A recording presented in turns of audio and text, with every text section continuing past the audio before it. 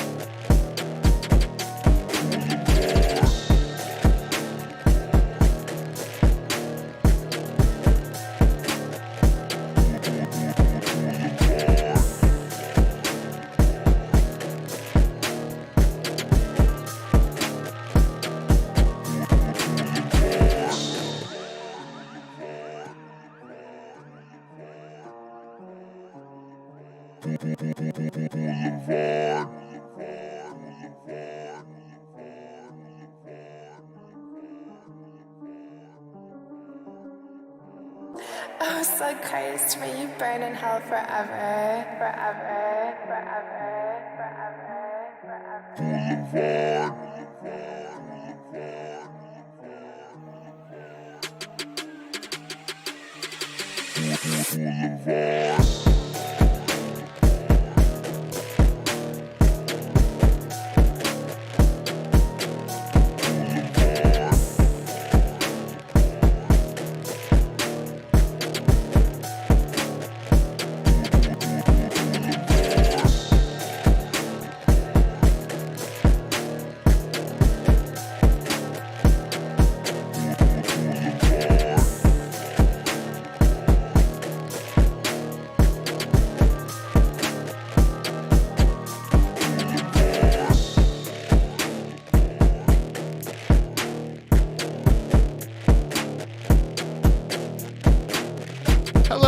everybody, and welcome to the flagship show of Boulevard Bullies YouTube channel. It is I, PK, with Here Comes the Lame, and I'm joined by Flagship Joe, the Jedi Master, who is, as of right now, unmuted. Hello, Joe. How are you?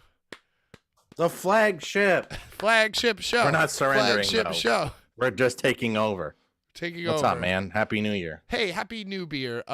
It's time that the adults took over the, the show. So that's why we're the flagship show now. Yep. And for myself, I use the. Well, it's the flagship show. Hell yeah. Hell yeah. In it. I saw a funny meme where it was like, me at 10 years old thinking Big Show sang his entrance theme. Like he was like in a studio with like the mic hanging and like singing the lyrics to the theme. Hell yeah. I mean, wait, he doesn't? No, he doesn't. Oh. It's like Jeff Foxworthy or something. Well. So, I was saying that we're the flagship show because we're adults. You're an adult. You have a serious relationship. What did you do? What do the couples do on New Year's Eve? Did you do a couples thing? Did you just sit at home? I feel like a lot of couples just sit at home and hang out with Ryan Seacrest for New Year's. Yeah. We had some people over and had some cheese and expensive champagne and played No Mercy Uno and and then the stroke of midnight, Happy New Year, and I went right back downstairs to play video games. Nice. I have a new video game, but we're going to talk about that in a little bit. So I went to my work party. So I work at like a Greek restaurant next door, and it's just, it's just like a regular restaurant. But next door, there's like a poppin' bar from the same owners. So they're like, oh, we're doing open bar, food tasting, champagne toast. You should come on over, Pat. And I was like, okay, cool. So everybody's wearing like French collar shirts and like, everybody's very, very fancy at this thing. And, when I show up on a Boulevard Bullies, Vince McMahon, Rugrats, bright yellow. Yeah. But, wait, what shirt did I wear under? Actually, I wore a flannel because that's what I do when you go out to do nice things. I wear a flannel. Like when you see me wearing the flannel, I'm going to a thing where I'm going to be very underdressed, but these are my nice clothes. This is my nice. Yeah. And I actually had a VXS shirt underneath, so. They're like, oh, you clean up nice. Yeah, thanks. That's what people say, right? Yeah. I hate that expression. So, but it's like I was solo because all my friends are like couples or busy or whatever. So I was like, all right, I'll just hang out with work people. And, the food was dope. It was kind of lost on me. They kept giving me all these foods, and I kept going out to, like, smoke a joint. Like, I was the only one who, like, reeked like weed and wore a flannel, What, so what you said, it was a Greek restaurant next. You're at the Greek restaurant, but then what is the food at the bar? It's like, I guess they call it, like, Mediterranean fusion. Mm-hmm. But, okay, so they have mac and cheese a la vodka gnocchi, which was kind of fucking dope. So it's like baked on the top like mac and cheese, but the sauce inside is like a la vodka. And, the gnocchi, I love a nice pasta. They have like these, what's the buffalo? Oh, like, is it buffalo mozzarella? Where it's like a little bit buffalo, the bigger ones, yeah. Yeah, so there was that. Like they had like a buffalo mozzarella, like fucking what do you call it? Bruschetta. Uh-huh. So like with like a drizzle and like some freaking caviar on it and shit. That was dope. They had filet mignon sliders with like avocado pesto. Oh, so this was like a nice place next door. Dude, it was completely lost on me. I should have brought a date. It would have been like an impressive thing to bring a date to. It's like, hey, we're getting into this open bar for free because I'm the man over here. Yeah, here are all my bosses, and and like. Yeah, but going to those holiday parties runs a high chance of like fuckitude and mistakes. So it's like. Well, you're not letting me. You wait until I get to. Here we go. Well, no. Okay, so there was definitely fuckitude by me because right away, I would like each course. I would like go out, smoke a little bit of my joint, come back There in, you go. order another like $15 cocktail from the menu because it was open bar. So they had all these. What were you drinking? Well, I started off. Oh, wait, hold on. Stop everything. John Richter, $10 super chat. Did John get the other gift I sent him? John, are you receiving our gifts? I gave him a nice grab bag of a few things. I don't want to spoil what's in it unless he didn't get it yet. So yeah, Brian saying I blew it. I could have impressed a lady on my roller coaster of love with my delicious foods. So I started off with an espresso martini because I wanted to be classy. Yeah. And then I was like, oh, I should stick to vodka.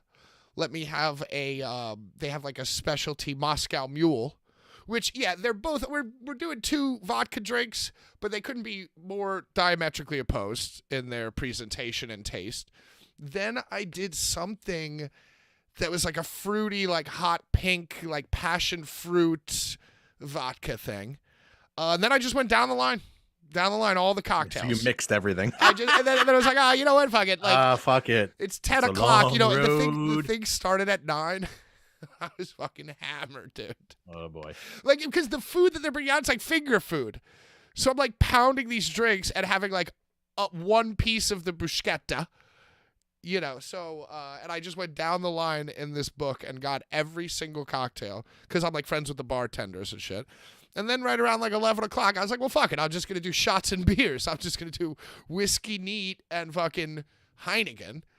And, you know, I held it together. Champagne toast happened. Still held it together. I went around. My main boss was there who just got married. So I was like, hey, congratulations. Went to give him a hug. I was like, thank you. He's like, you having a good time? I'm so glad you came. I was like, oh, thanks so much for having me. Gave him a hug. Punched his martini glass over. Smashed the glass. Not like drunken stumble, but it was definitely like a punch and a break and like a spill. It was definitely like everybody whips their heads around. There's a spill. Yeah. Oh. Like, oh, the new guy. really? It's the guy who's been drinking all the drinks. So that was a little misstep. Then I found out that same guy, we're outside smoking a cig, and I find out that same guy loves Dark Souls. And by this time, I was like about a dozen drinks in, started screaming at oh, no. Yeah, exactly. I'm the worst player on Twitch. I've accumulated 25,000 deaths across all the games. Yeah. 25,000 So deaths. I'm like screaming at him about why like Bloodborne's 500 great hours. and all this shit. So yeah, and like there were like, you know, it's in the middle of like Queens, like where I live in Queens, which is like extremely white and extremely Asian. And like there were just 2 random black guys in this place, and who knew that there were black guys in my neighborhood? And so I started. We were chatting. We like struck because we're talking about like Dick Clark. No, we're talking about how dope LL Cool J is. Because I don't know if you saw LL Because he Cool. was on the show, yeah. Yeah, dude, LL Cool J is like 80. He's fucking crushing it. He's like, and I was so drunk and high that I'm watching LL Cool J, and I'm like, you know, that's a pro. That's. Yep. Like that's a real pro right there. So then, of course, I'm talking to these black dudes. So it's like me and these 2 black dudes in the corner, like talking, and I'm like screaming at them. I'm like, "I represent Queens. She was raised out of Brook," and I'm just, and it's just like completely unhinged. Everybody leaves. I don't remember anybody leaving, but I do remember me being the last person at the bar because my boy Alfonso bartends. And you know, it was like Rightfully so, yeah. and it was like. And, you know, the one thing is you don't fuck with the bartenders or, like, talk to them while they're, like, closing out and counting the money. And I'm just sitting there, like, blabbering, like, drunkenly blabbering to him about Christian McCaffrey's being sad and all this shit. And then he's got the big stack of money, right? And he's counting. He's like, all right, guys, I think it's like, you know, whatever each. And I walk over to the stack of money and I take, like, $40. And I'm like, and add another 40. Just like this, Damn. don't touch the money right now. And then I walked home, by the way, home and in bed by 2:30, Joe. So which was pretty good. And I woke up the next day with such horrible anxiety, like fuck, What have I done? I fucked up. I showed them the demon. What have I become? What have I become? By the way, we got a great show in store after this half an hour story. But anyway, so I was stressing for 2 fucking days. Today or yesterday was my first day back to work. Or no, today was. No, yesterday, because today's Thursday. And I was like dreading it. Saw everybody that I just mentioned, all the characters, and they were like, dude, you're the most fun guy ever. You're great. That was so much fun. You punched the shit out of the martini glass. That was hilarious. And they were like, you're great. And I was like, wow, holy fuck. Like, maybe I have crippling anxiety. Yeah, it comes from drinking a lot. So That's there you go. So I drank myself into anxiety. It's not like I was born with a chemical imbalance. It's a common thing. Yeah. Well, it's you could be symptomatic from a lot of things like that, but drinking's a big one. Well, I would be honest with you, Joe. I think that might be exactly what it is for me. Cheers, everybody. Happy New Year. Cheers. Happy New Year, everybody. Now, you said you were playing No Mercy. Did you? I'm not done with New Year's Eve, Joe. Wait, you're not done with your story yet? You were playing. Yeah, there's more story now. You were playing No Mercy? No, I'm playing 2K. I bought 2K on the winter sale. Oh. WWE 2K, right. not NCAA or whatever. But yeah. I haven't played in the last few days. But yeah, it's pretty fun. I mean, I was playing GM mode. I was trying to get like used to the mechanics and trying to do like whatever the John Cena mode is. Is that showcase mode? Oh, the John Cena mode is dope, actually. Yeah. It's kind of difficult if you don't know the mechanics. That's the fucking thing. Yeah. You don't know like what they're asking you to do. Like, oh, he grabbed me with a strong grapple and threw me out of the ring. I'm like, I'm definitely smashing on this circle button to Irish whip the hell out of you, and it's not working. Got to hold circle. You got to hold, apparently. All right. Yeah. But I did, and then he just goes over the ropes. He starts standing on the apron, and I'm like, all right, I'm doing something wrong here. Oh, is it a double tap? Is it double tap and hold? Is it a long hold for the grapple and then a long hold for the whip? I don't think we'll ever know. It finally worked. It took me an hour to defeat RVD. The RVD one is awesome. And the way that they go like frame by frame and it morphs into the game and morphs back. Yeah, that's pretty cool. Yeah. And Cena has his own little monologues that he does before them. One thing I noticed about the Cena monologues is like it's like when he's talking directly to the camera, he's like dope. But then I forget. There's something, those shots of him in the studio. There's something like obviously weird about it. Like when he's talking. I don't think it's a real studio. I think it's like in his house and just put some panels up and a mic. That's actually because I think I've seen him do like promos or some sort of like publicity or something in the same suit with the same background. You know what I mean? He's like, let's just bang all these for out. Something. Advertise for his whiskey or whatever, he does a lot of voiceover too. He's in like a lot of Honda commercials and like Allstate. It might be a thing. This might be a real thing where he has a studio in his house now. Right. He's like, I'll shoot those clips right over to you. Yeah, no, it's like, and then just has a producer or someone come over. It's like, all right, this Honda Extreme for the low interest price. Blah, blah, blah, blah, blah, blah, blah. They said Eddie Kingston put his money where his mouth was.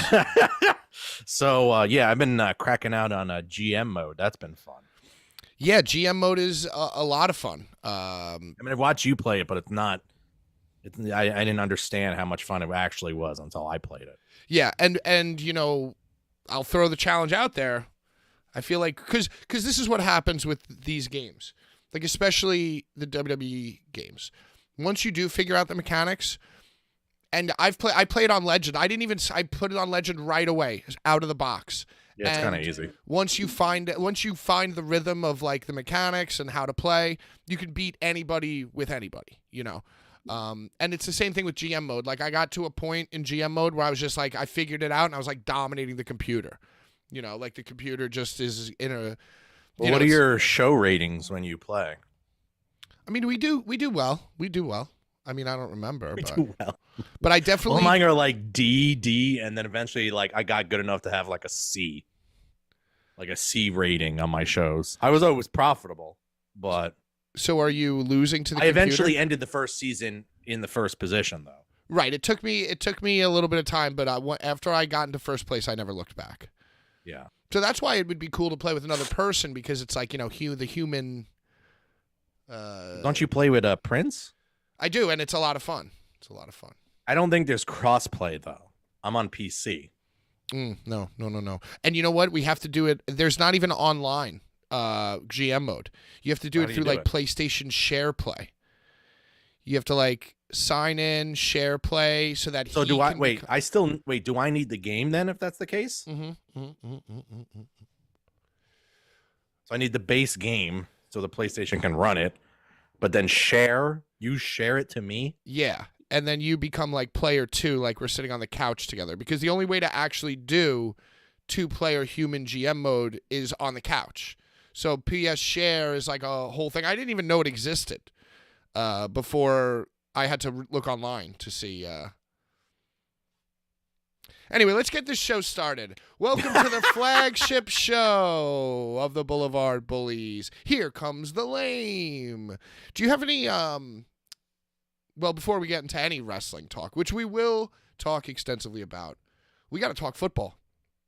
No. Well, the fantasy thing's over with. And the Eagles season is over with. No, the Eagles are tied for first place in the division with the Cowboys. They got to win and They're hope like for... going to be like the 5th seed or something after this weekend. Yeah, but they could still win the NFC East. If the Cowboys lose there, and they there win. is still a chance of them winning the East and having what? One home game, right? Right, they could have the wild card round home game. Yeah. Does home and field advantage seem to matter for them? I don't know what the I don't problem think is so. with them, but I just keep thinking they're going to figure it out. Like, I don't think that Hurts is playing that bad. No, he's not. They're not tackling. And you know what? If I And had the to start plays a suck. team, and the plays do suck. Yeah, if I had to start a team tomorrow, my quarterback might be Hurts. The guy is an assassin. He's a Terminator. He's a dog. Yeah, the play calling is kind of sus. That's the issue.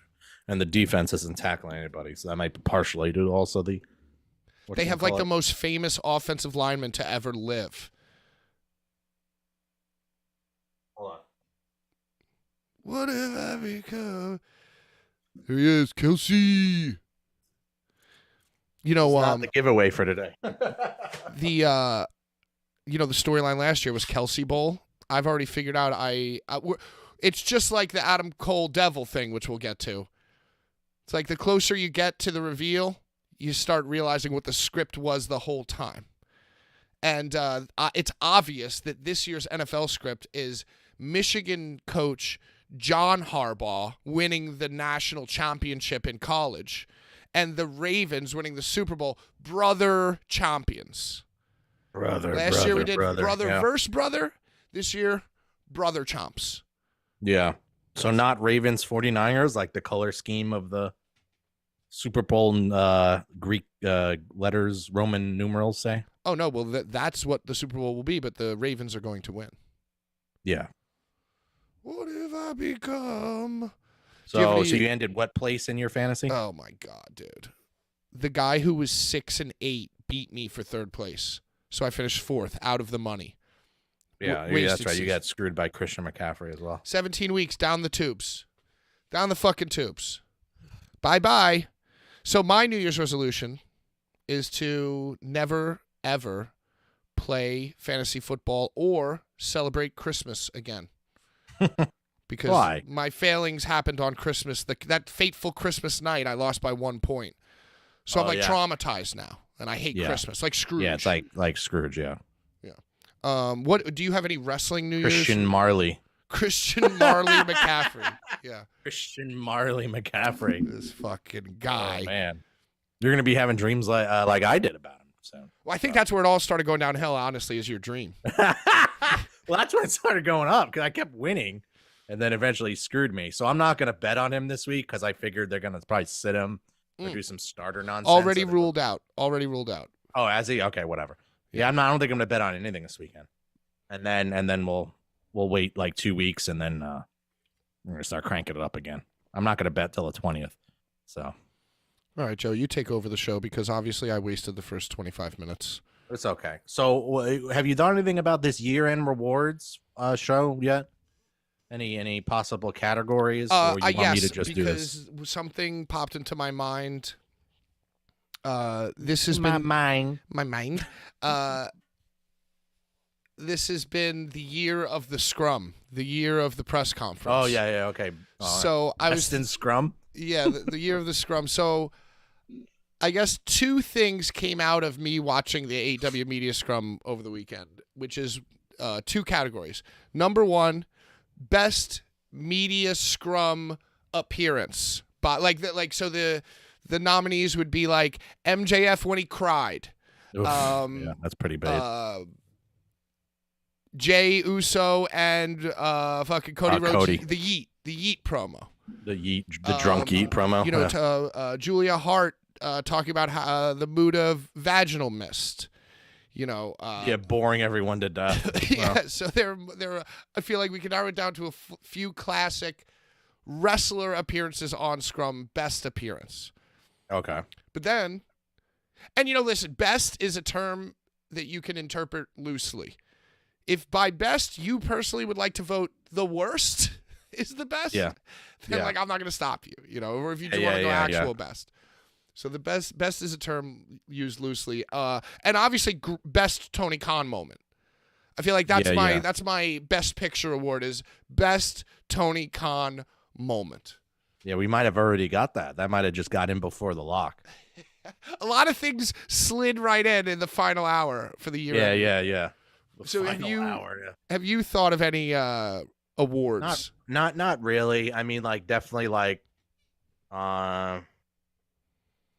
maybe like worst match of the year, worst show of the year, like generic shit like Worst that. return. Yeah, like biggest fail of a storyline or something like that. Most drawn out storyline with the least impact. What about Yeah. when Wardlow beat up Hobbs's car? That's the first one that pops into my mind. As one of the worst. I kind of vaguely remember that. Yeah, it's like Hobbs, he parked his car just in the middle of the street. Like there was no parking where he left his car.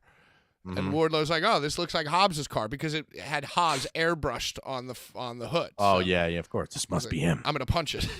Yeah. It's kind of like when Sid's car got crushed. You've seen that. You see, like that's the best. Oh, my car. That's the and the cement in the convertible. Yeah, The cemented McMahon. Those are good car moments. That Sid moment is actually great. I don't think we're gonna look back on Wardlow and Hobbs beating up a car or whatever. I don't think we're gonna look back on this AEW cringe stuff. Like it's a different type of cringe. I don't think it's gonna age as well as Sid memes. Yeah. Except Tony Khan. Tony Khan is immortal. Yeah. He immortalized All right. himself. So we'll definitely talk in the week, and I don't know. I guess we can do that next week. We don't want to wait too long. Yeah, let's do it next So, week. let's do it next because, week. And- We'll need some drum roll sound effects and maybe and then it's like the winner is, and it's like, and then you hit the music. I'd like to thank everybody Okay, backstage. I could do something Yeah. like that. And by the way, if you have categories that you would like, comment them on this video, because we will use them. Because I only have 2 ideas. Well, that's all we need. It's not going to be a whole 2-hour show of that.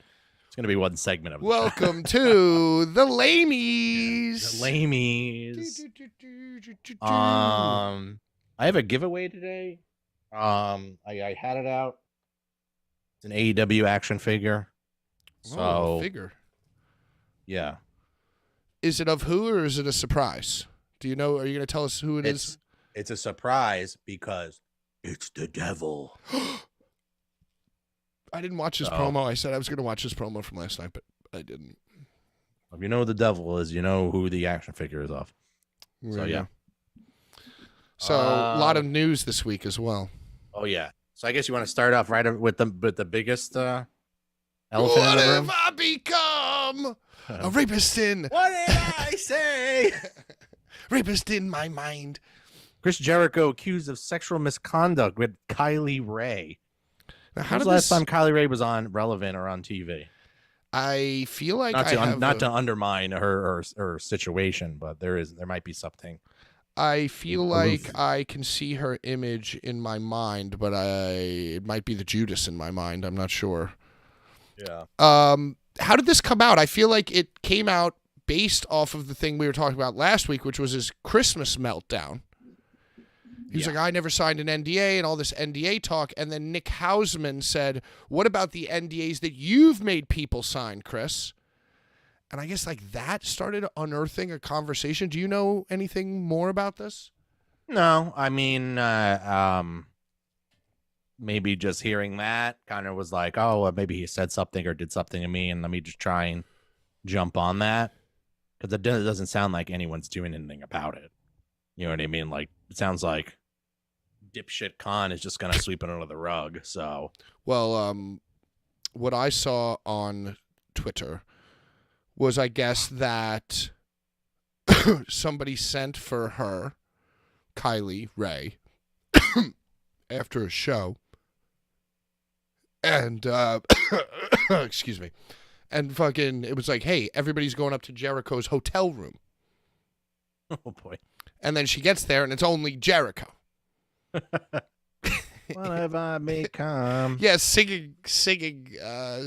Every rose has its thorn. He answered it with no shirt on, probably, but just he had a robe. yeah, vodka straight up. He's like, hey, you want my cock? Let me make you one of my specialty cocktails. It's Grey Goose on the rocks.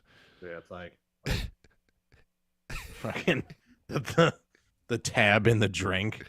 And so yeah, I I've always heard he's a sex pest. Always heard that. Well, you know, I've heard rumors for a very long time from a friend of Wait, mine. is that story in there, by the way?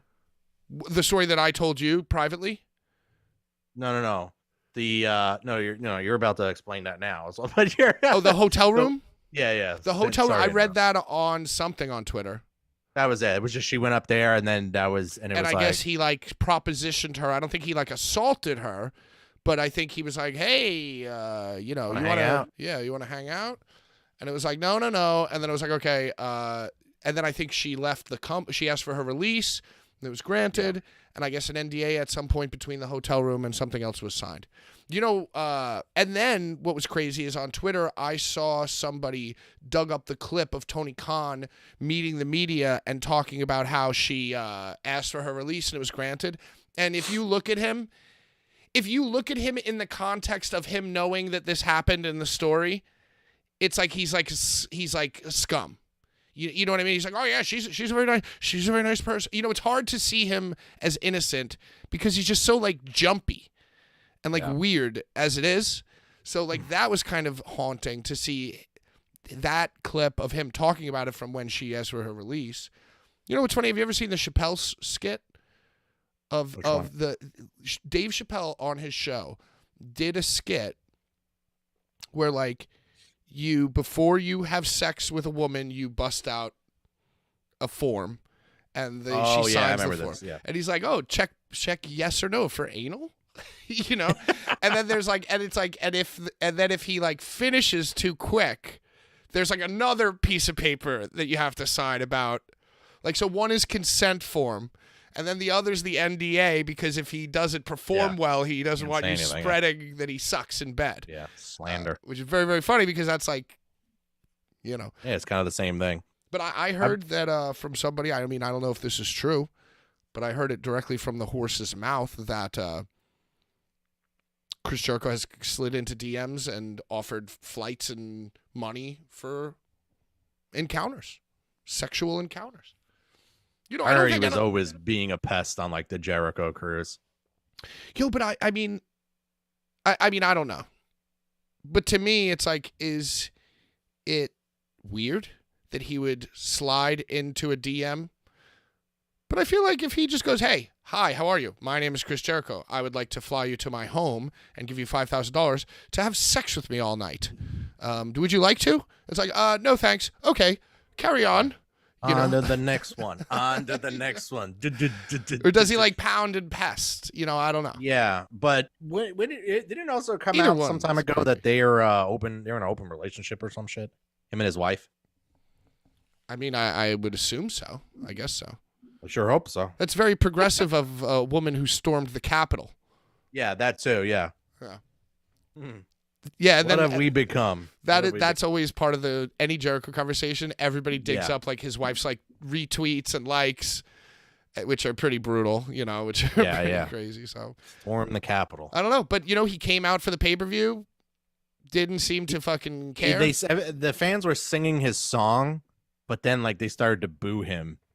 So it was like, oh, maybe this guy. They start talking like, oh yeah, he did, like they're all talking amongst each other. Yeah, you better start booing because this guy did this. You know, What? I don't think anything's gonna come of it because, you know, maybe there really isn't any information or evidence. You know, it could be just hearsay. I mean, I guess all these other guys were acquitted too, like Del Rio and these other dudes. But I mean, it doesn't sound like Tony Khan's under the assumption this is a very safe workplace.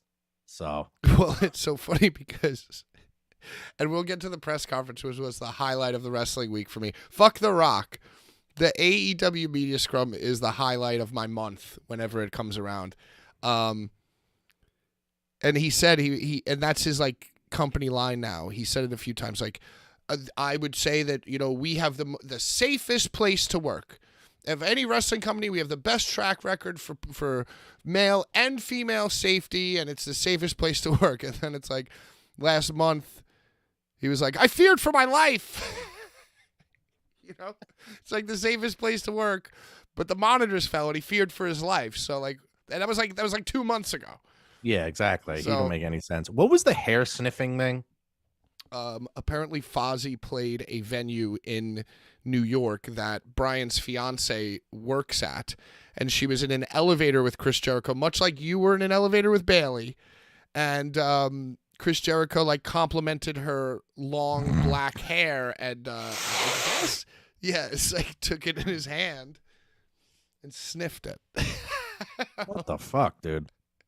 Well, I definitely didn't do that to Bailey. I like when I went on the elevator with Bailey. It was at the High Spots Hotel. This was in Dallas. hair I think she was injured at the time because I was kind of like not surprised it was her. It's just surprised that I haven't seen her in a while, you know. Yeah, no, I just got in the elevator. I'm like, oh shit, what's her face? And then she was kind of like extremely awkward, like hoping she knew I recognized her. She's probably just hoping I don't say anything to her. Well, I didn't. You know, that was it. Now, you didn't And smell then she got her off hair, on the- but did you smell? Did you just like take more notice? Did you go from breathing to smelling the air around her? Well, there were in other the- people in the elevator. I mean, she's got like a handler with her or a friend with her or something like that. I don't know. There must have been, they got off on whatever floor. They're like I said, it was the High Spots Hotel. So she was probably meeting a friend who's on the indies or not, or off. Probably Chris Jericho. I don't think he was there, No. but That's what he wants. that'd be you to think. horrible. But yeah, I didn't say anything to her. Not that I would have said anything. I mean, I was riding the elevator with random people. It was like Ted DiBiase Jr., Hacksaw Jim Duggan, and like fucking Hillbilly Jim. And they're all like, I used to know your old man, and da-da-da-da-da-da-da. And I'm just like, oh, man, why do I have to be on like one of these top floors and be on all these long elevator ride with all these washed up workers? Hacksaw Jim Duggan probably at the top of the list of people's hair I don't want to smell. It was definitely like Hillbilly Jim, Ted DiBiase Jr., and like somebody else in that elevator. Yeah. But yeah, I'll never be at a High Spots Hotel or worker or wrestler hotel ever again. It's like the mecca of marks. Mark Mecca. You're It's like just all workers.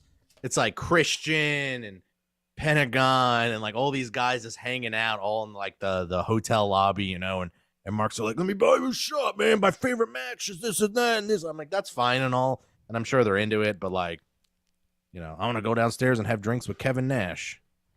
oh my God, I don't want to hang out with Kevin Nash. He seems like an asshole. Yeah. I won't be for $5,000. Yeah. So, but yeah. Other things in the news.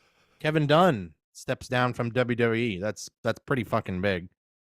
What did this little bucktooth shit do for them again? He was a producer, writer, Yeah, I mean, I think he's- writer, and overall probably also a pest according to Cornette for 30 fucking years. I mean, I don't know any stories about Kevin Dunn other than Jim Cornette hates him, but I don't even know why.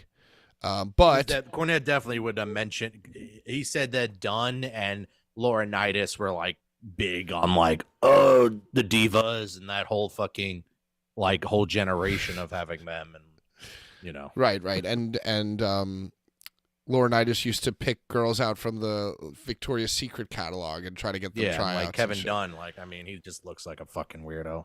Apparently, he's the one who's responsible for like the decades of cringe WWE camera work with like the editing and like the zoom in for the punches.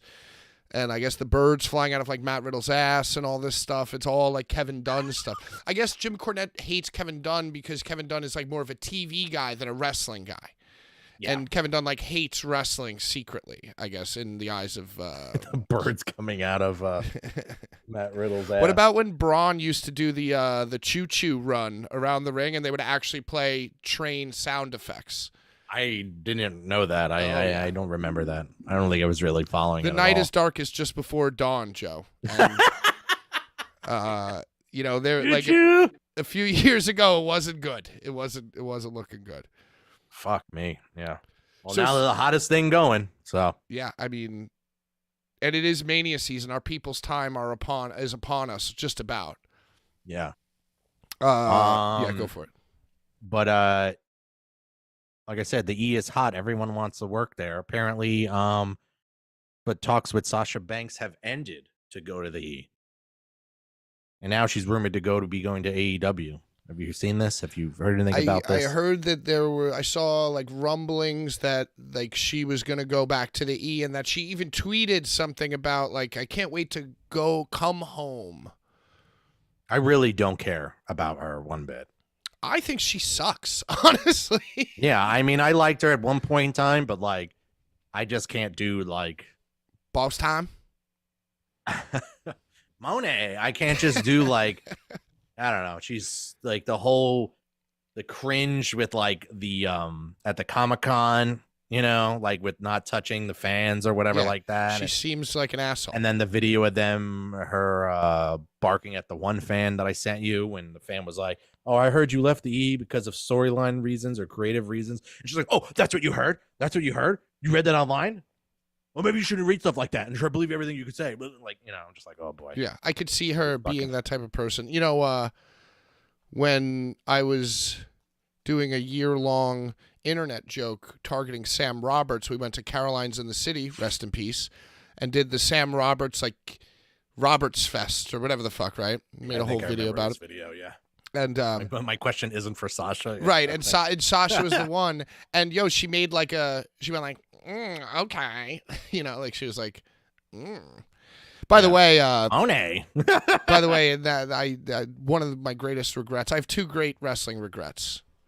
Number one, not buying a Randy the Ram shirt at the CZW show where they filmed those wrestler scenes. And number two, Kathy Kelly came over, was standing there, asked me the question, and I said, like, and I took the microphone and I said, hi, how you doing? And I started speaking, and I wish I started with saying, thank you, Kathy, I love you.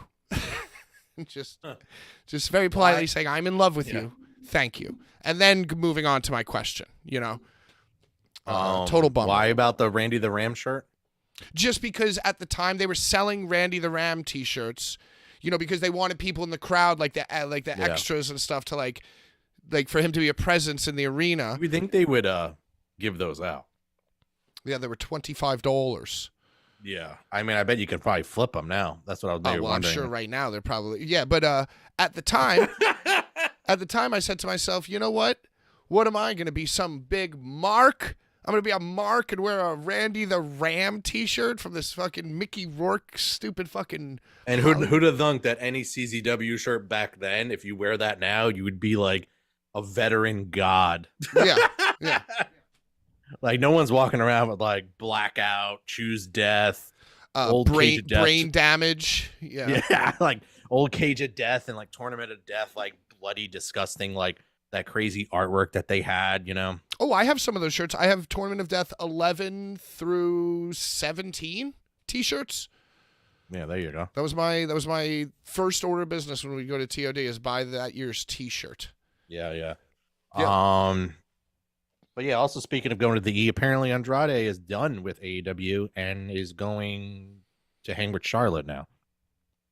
Yeah, I He didn't mean, show up on Raw this week though. Everyone thought that was going to be him showing up, but it ended up being The Rock. Triple H much stuff. better. Much better. Yeah. Does anybody really care about Andrade? Like, if he goes back to WWE, is it even a big deal?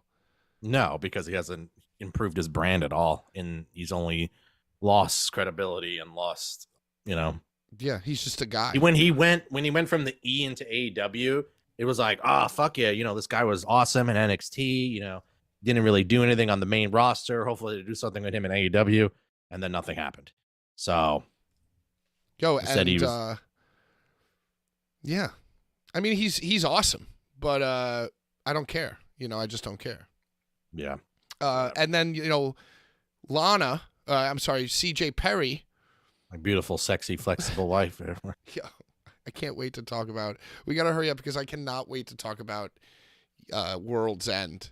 Yeah. Because CJ Perry she betrayed Andrade. Yeah. But it was like it was such a botchy, terrible, clunky betrayal. She's the worst. Miro's the worst too. Did she still her finger fell No, off apparently yet? the finger's back to normal. They were successful. It was a little touch and go there for a minute. Yeah. Finger's fine. She wore like a dress with like long sleeves though. It wasn't like a short sleeve. Like she had like a long. She looked like she was dressed for Saudi Arabia. She had like one of these going. Yeah. So you couldn't really take a look. I was looking for the finger. But yeah, so her and Miro are back together. Andrade's leaving so that him and Charlotte can be back together. Couples in wrestling, everyone. You love to see Right. it. Yeah, we love to see it. Speaking of couples in wrestling, did you see the clip real quick of Sawyer Wreck and what the fuck's the guy named? One called Manders at GCW. They're together? Yeah, they're a couple, and they had a match.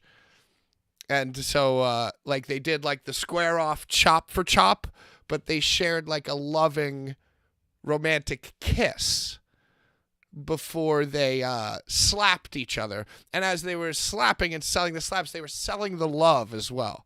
And This was in GCW?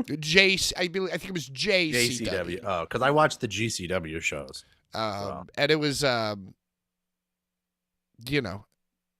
they were like, it was like, good one, babe. Thanks, babe. Good one, babe. Thanks, babe.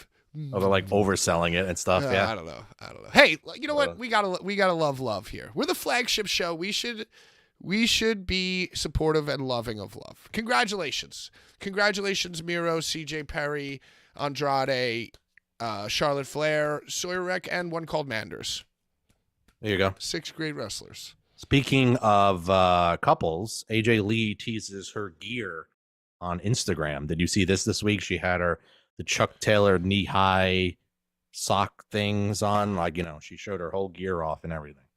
She was wearing it, or it was like laid out on the bed for sale? No, it was, she completely put it on, yeah. Oh. I think there was like a tease with legs, and then there maybe was like a full shot with her gear or something like that. Or something along the lines of that. So everyone's like, Royal Rumble! Oh, my God. Royal Rumble, can you imagine the pop when she comes out? Oh, imagine the pop. That's all people care about. What was her music? Any fucking sense. Doesn't make any damn sense. It's just about the pop. I told you. I called it months ago. You guys didn't listen. Yeah, every mark on the internet sounds like that. I called it. I called the devil was Adam Cole. No one else did. I mean, he was plus 200 in Boulevard Bullies Wrestle Kings. I had Jungle Boy above him, but then I didn't really believe it was going to be Jungle Boy, but I don't know. Whatever. It was either one. I wanted it to be Jungle Boy because it would have been such a fucking awkward. Yeah, it would have been so terrible. That's why I wanted it to be like the worst case scenario. Yeah. Did you see these memes of Pedro Pascal and people trying to petition for him to be in the Eddie Guerrero? The Eddie Guerrero biopic. Yo, I mean, it looks just like him, bro. It's just like, wow. like him. Wow, okay. Well, Iron Claw is like a thing, but I don't feel like Iron Claw is like. Oh, we still got to talk about that, by the way. Have you seen it? I haven't seen it yet. No, me neither. But yeah. I gotta wait. I don't think I have a source for that yet. From the marketing and what I'm seeing, I feel like it's a wrestling movie for non-wrestling people.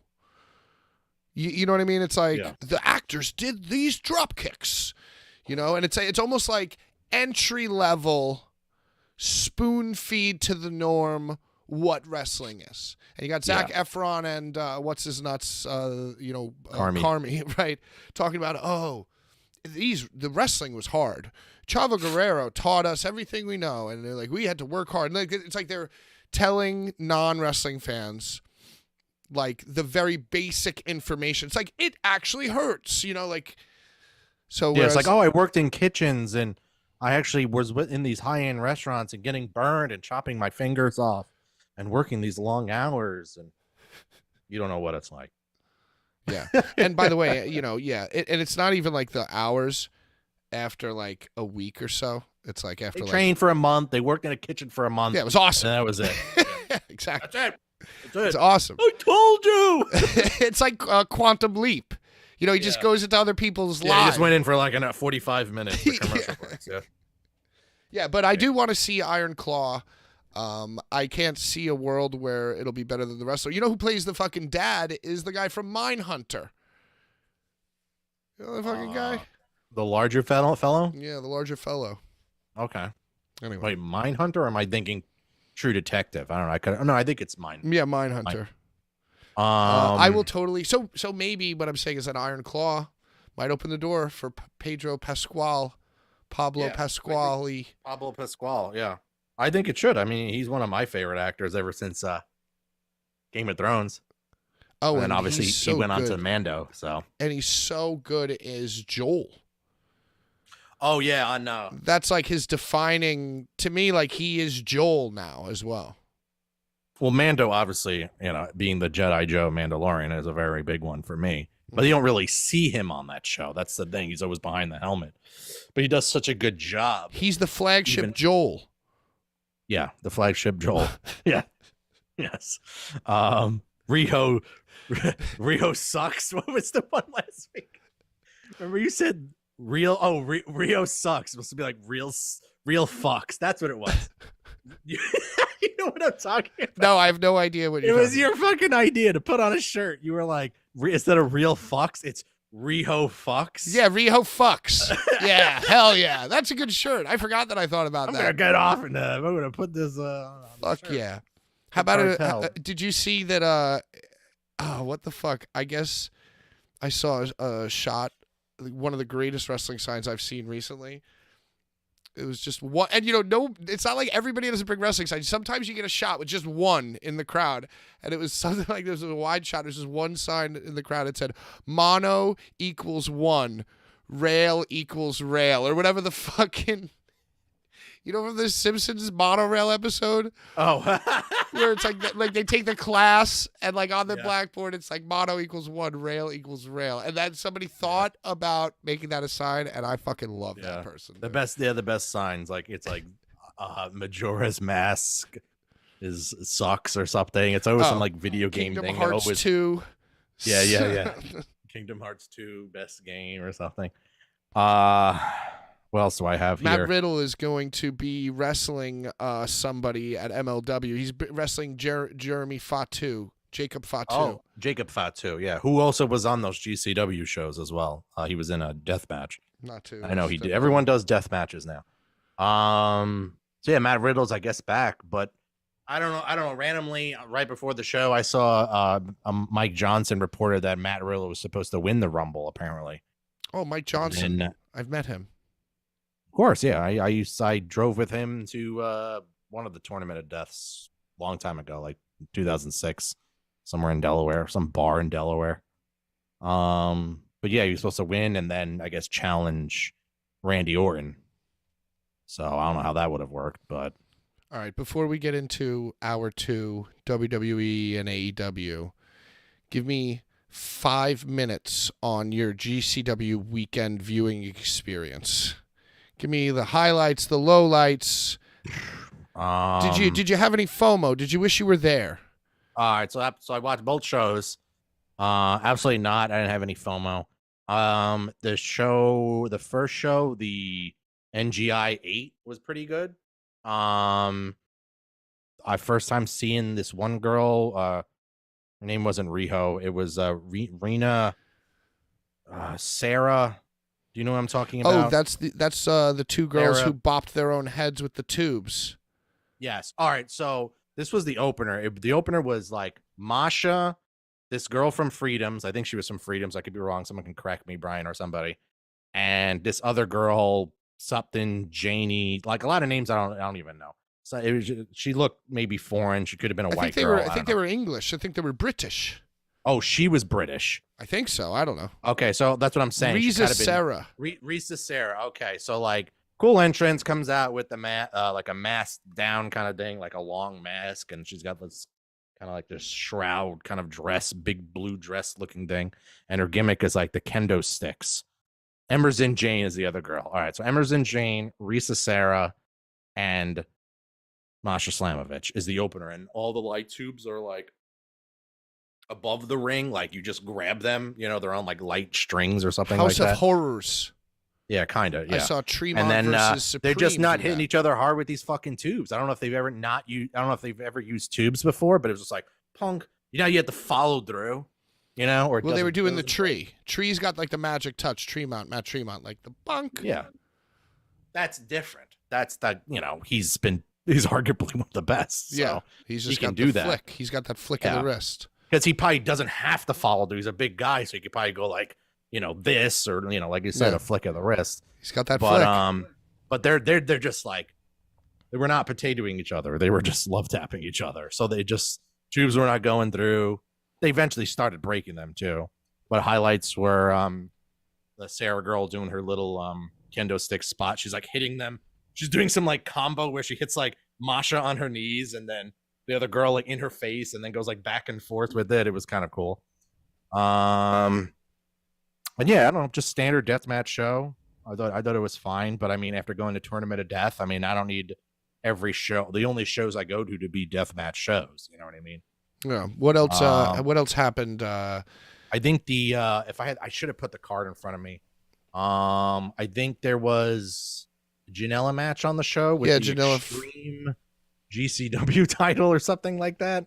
This was a thing, I guess, and they finally found the title again or something like that. And I don't know, whatever.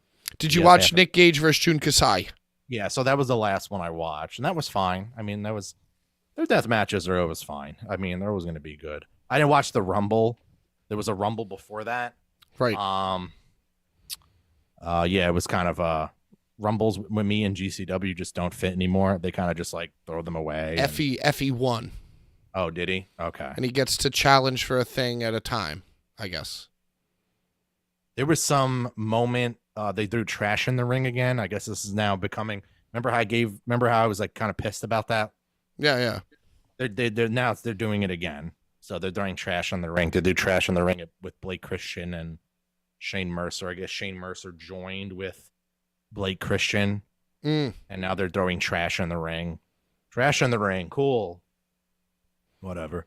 Shout out Shane Mercer, friend of the program. Yeah. There was a good match. There were some good matches, but I watched it across like 2 shows across the last 3 days, and I didn't write any notes on it. So I'm sorry, I forgot what they were. But I did not have any FOMO, no.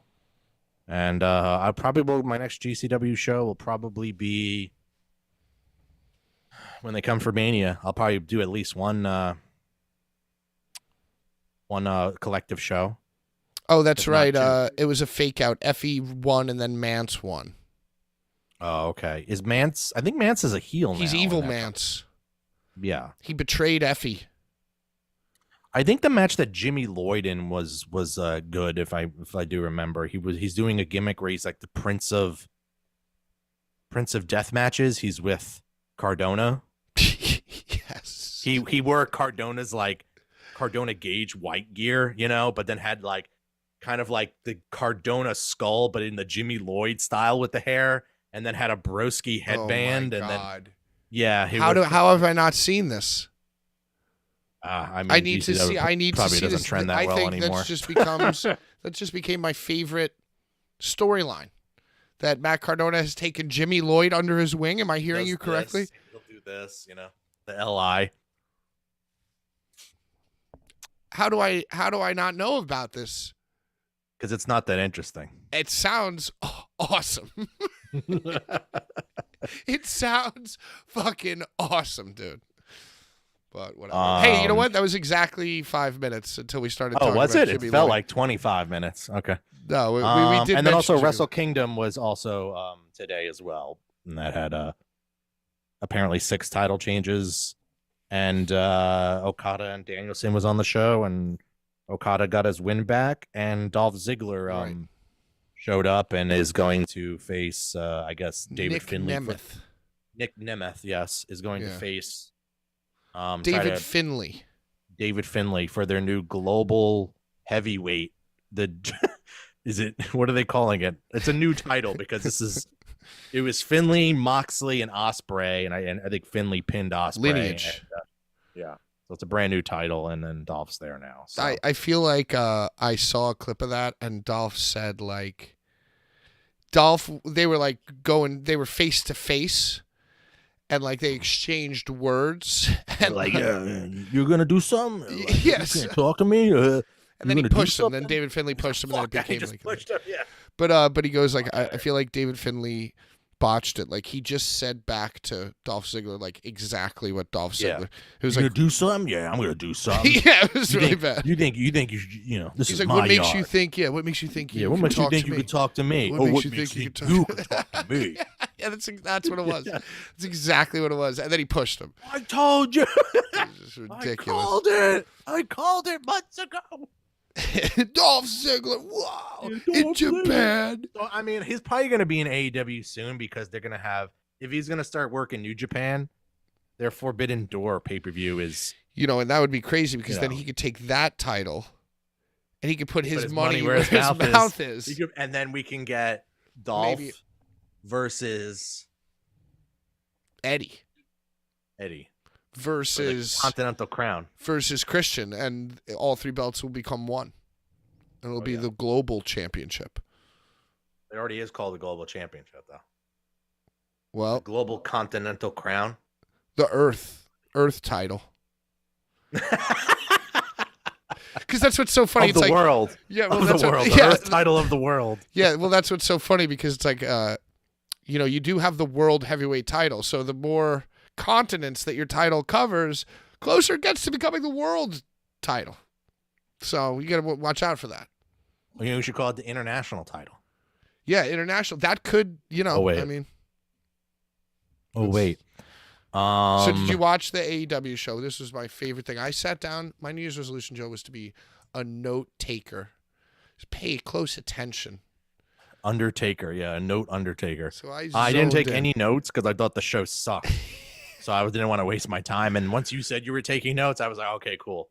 I was like, oh damn, I got to rewatch this show. But yeah, I thought the show sucked. But if you want to just kind of share your notes and then we'll go from there. I guess so. I thought it was awesome. I had a great time watching it. Okay. I thought the pay-per-view before this was good. I don't know if you remember that. What was the pay-per-view before? Wasn't it Full Gear? Full Gear, right. I Or forget. was it Wrestle Dream? One of those. Just for the So- record, I like that show and I didn't like this show. So go ahead. So they had an 8-man tag. And also, like, I didn't realize where the pre-show ended and the real show began. For this match, I thought I was watching the pre-show, but I guess I wasn't. I didn't really look at the clock. But, you know, surprisingly, oh, my God, this is so fucking stupid. Surprisingly, in the pre-show, guess who won the 20-man battle royal to get a cash-in anytime, anywhere opportunity at the TNT Championship? Kill Switch. Kill Switch. What have I become? That's me pulling the trigger and pressing the button. Yeah. That's what a kill switch is. So, yeah, the dinosaur guy won it. Formerly Dino Luchasaurus, now Kill Switch. So you know what's going to happen later on in the show. So they had the 8-man tag of all the Continental Classic good guys who didn't quite make it, and all the Continental Classic bad guys who didn't quite make it, to see who was going to come out on top in an 8-man tag team match. And I forget who won or what happened, but Daddy Magic, you know this guy? This Canadian guy with the square head? Yeah. Yeah, he was on commentary. He was on commentary in Dynamite too. And Brody King came over to him, called him a bitch right to his face. He didn't do anything. Sat down like an idiot. And so anyway, at the end of the match, this is so funny, and this is why I wrote it down, because I've never seen this before. Like, off camera. Like the winners are being zoomed in upon, and apparently off camera, Brody King punches Daddy Magic. Just, attacks him, punches him. Mm-hmm. But like they treated it like they were like, oh my God, Brody King just punched Daddy Magic right here in front of us. And then it cuts to the wide, it cuts to the hard cam, and They missed it. Brody King is just like walking, Yeah. And it was like a nothing thing. And it's like, man, Yeah. that's why I wrote down. It's like, man, they really made this guy look like a bitch. Like, Yeah. Brody King just punched him off camera. Just a body laying out. And then, no, what happened is they cut to Daddy Magic, and he was going like this. He was like he didn't get knocked out. He was like, ooh, this guy punched me. And it's like, man, that's so weird. I've never seen that before. There's a lot of weird things nowadays on this company. It's just great. Like, it's just weird. So Miro is the worst. Up next, Miro versus Andrade with Miro's wife as Andrade's manager. Miro doesn't even make any sense. He's like, I was once a son of God, but then God denied me. And now My redeemer. I think he was like sitting on a chair backwards. He's like, I'm the redeemer. My wife something, and I was tested by the power, but now you will redeem. And it's like, okay, It goes on and on. I It have goes no nowhere, idea like what every this other fucking guy yeah. is talking about. The angles go nowhere. The angles go fucking nowhere. But like this is a The road guy to nowhere. who needs somebody to tell him, like, listen, you're the Bulgarian brew. It's like he just like he gets the same freedom as all these other guys. Like, oh, what do you want to do? He's You, like, you get an idea in their head, and Right. it's like, oh, maybe I'll do this week, and just keep adding on to this. You don't have good ideas, and also he doesn't know how to like say what's happening for his character. It's so unintriguing. It's so just boring. And just like anything that, like the House of Black, whenever they do anything, I'm just like, I'm kind of snoring. Brody King's kind of growing on me though. Yeah, that's fine. Brody King But, is growing on me a little bit because he It's is like the boring one, the boring one himself. Malachi. So anyway, Miro fights Andrade. Couldn't even tell you what happens in the match. It was the crowd was really out of it because they were buying into the rumors that he was done. So see, I didn't know that, so I went into this not realizing it. But like, they did do him dirty. Like Lana turned on him. She like he was crushed him. He squashed him basically. No, He didn't get much offense in. It was basically yeah. Miro the whole match. Yeah, and it was like Miro and Lana yelling at Miro like in a very uncool way. She says she wants to be the next sensational Sherry. I don't think that that's humanly possible for her to do that because she's not great. Not great. I mean, she's great. She's another big drinker. Yeah, That's why people don't want to sign her and stuff. because she. You ever see parties. her? I saw her one time on a fucking High Spots live auction, and she was trashed, and she was just embarrassing the fuck out of herself, and she couldn't no. I Well- used to watch them all the time. You know what? Listen, as somebody who drank themselves into horrible social anxiety, Yeah. I'm gonna start a faction. There's gonna be all the alcoholic wrestlers and me. Yeah, and no one's gonna show up. And- And everyone's gonna be late. Everyone's gonna no show. Everyone's gonna be late as fuck, and no one's gonna do what they have to do, and also gonna forget, and this and that and the third, and that's the end. I'm gonna enable them. That's what it's like.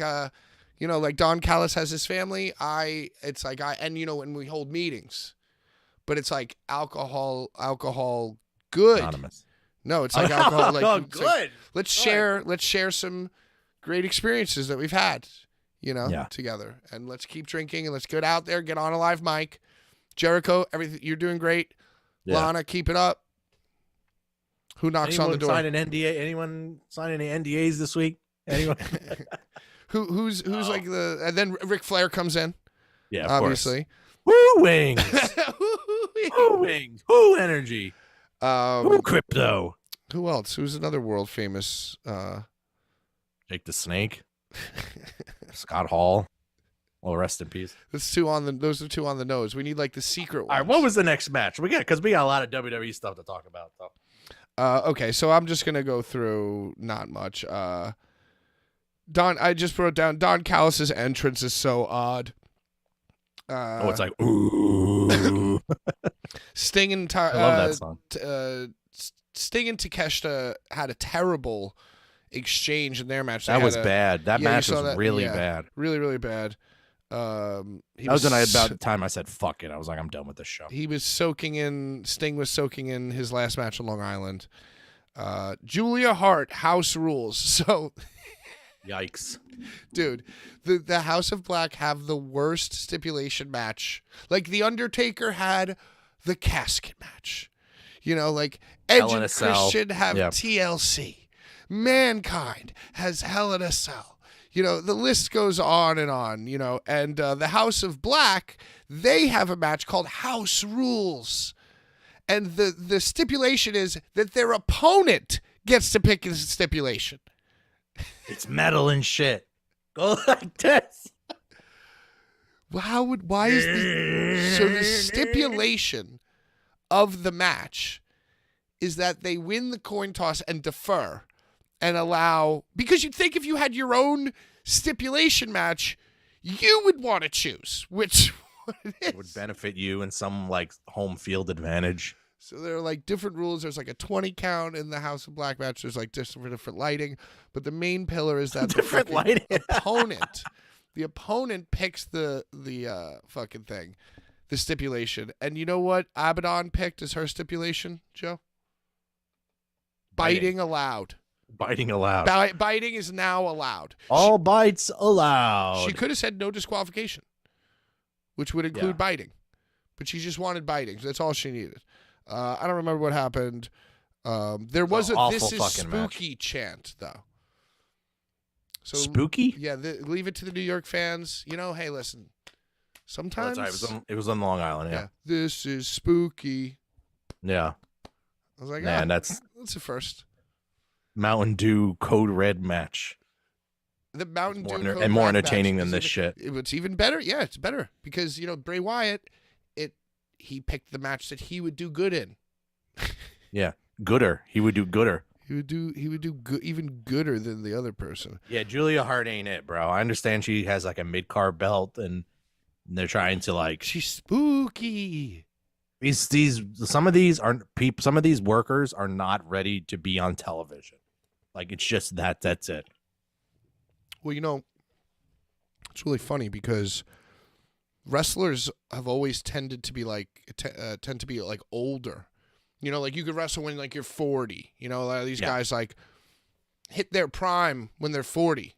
Like they're wrestling when they're like in their 20s, but like, it's like they don't really become the shit until like they're late. Right. Like 30s, that's how it's always been, And now they're going the way of like, the NFL, where it's like, oh, the guy's 20 years old. He's our starting quarterback. It's like youngest champion. Yeah, youth in AEW history. Yeah, youth. Oh wow. Well, it really fucking shows because whenever they ask her a question, she's like, "Yeah, it's cool."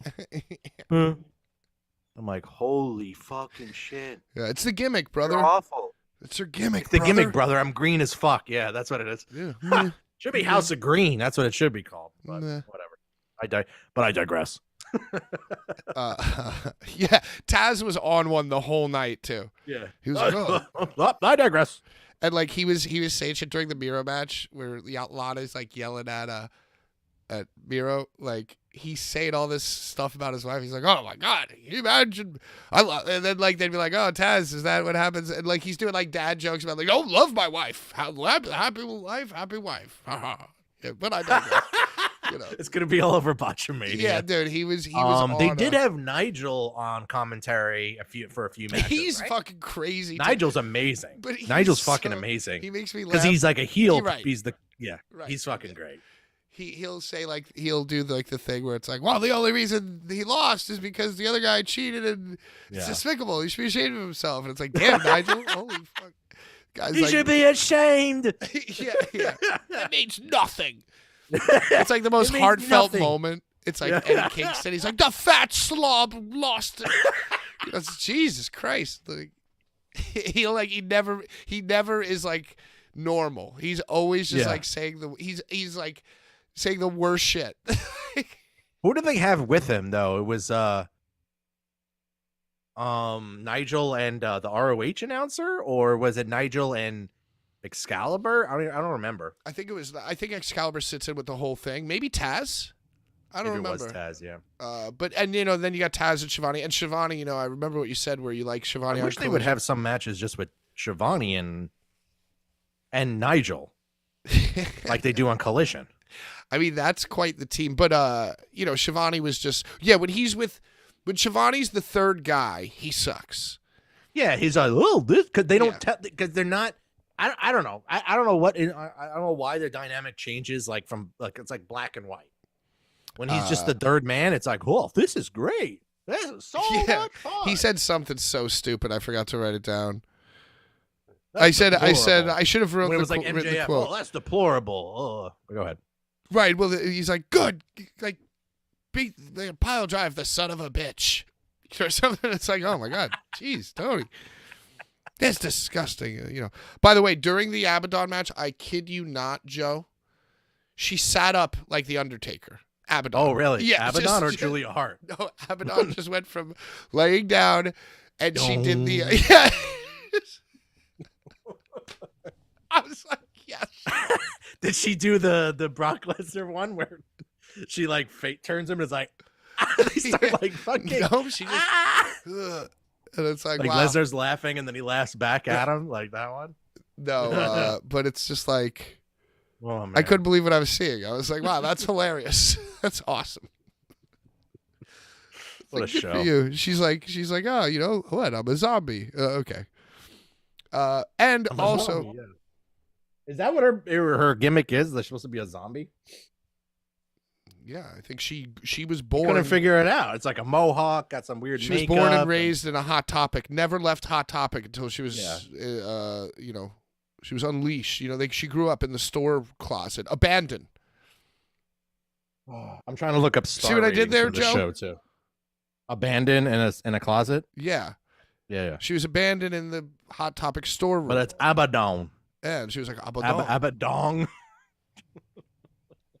All right, what else was left in this shit show? Well, the match that everybody's wanted to see forever since Edge came back to AEW, which is the rematch of the match that they already had on Dynamite, Edge and Christian for the second most important, arguably, title in the company, the TNT I thought this was the Championship. best match on the show. Well, it definitely was a good match because they're great. They've been wrestling each other for 30 years, 40 years. Also, I think one of the best moments on the show. Oh, well, let me tell you what, Joe. Brother. I'll tell you what, brother. They set up the table the same way that he set it up to spear Foley through the flaming table where Lita... I told you they were aiming for that spot. I told you. I told you weeks ago about the devil. I called it. I called it. What did I say? You didn't listen to me. You didn't listen.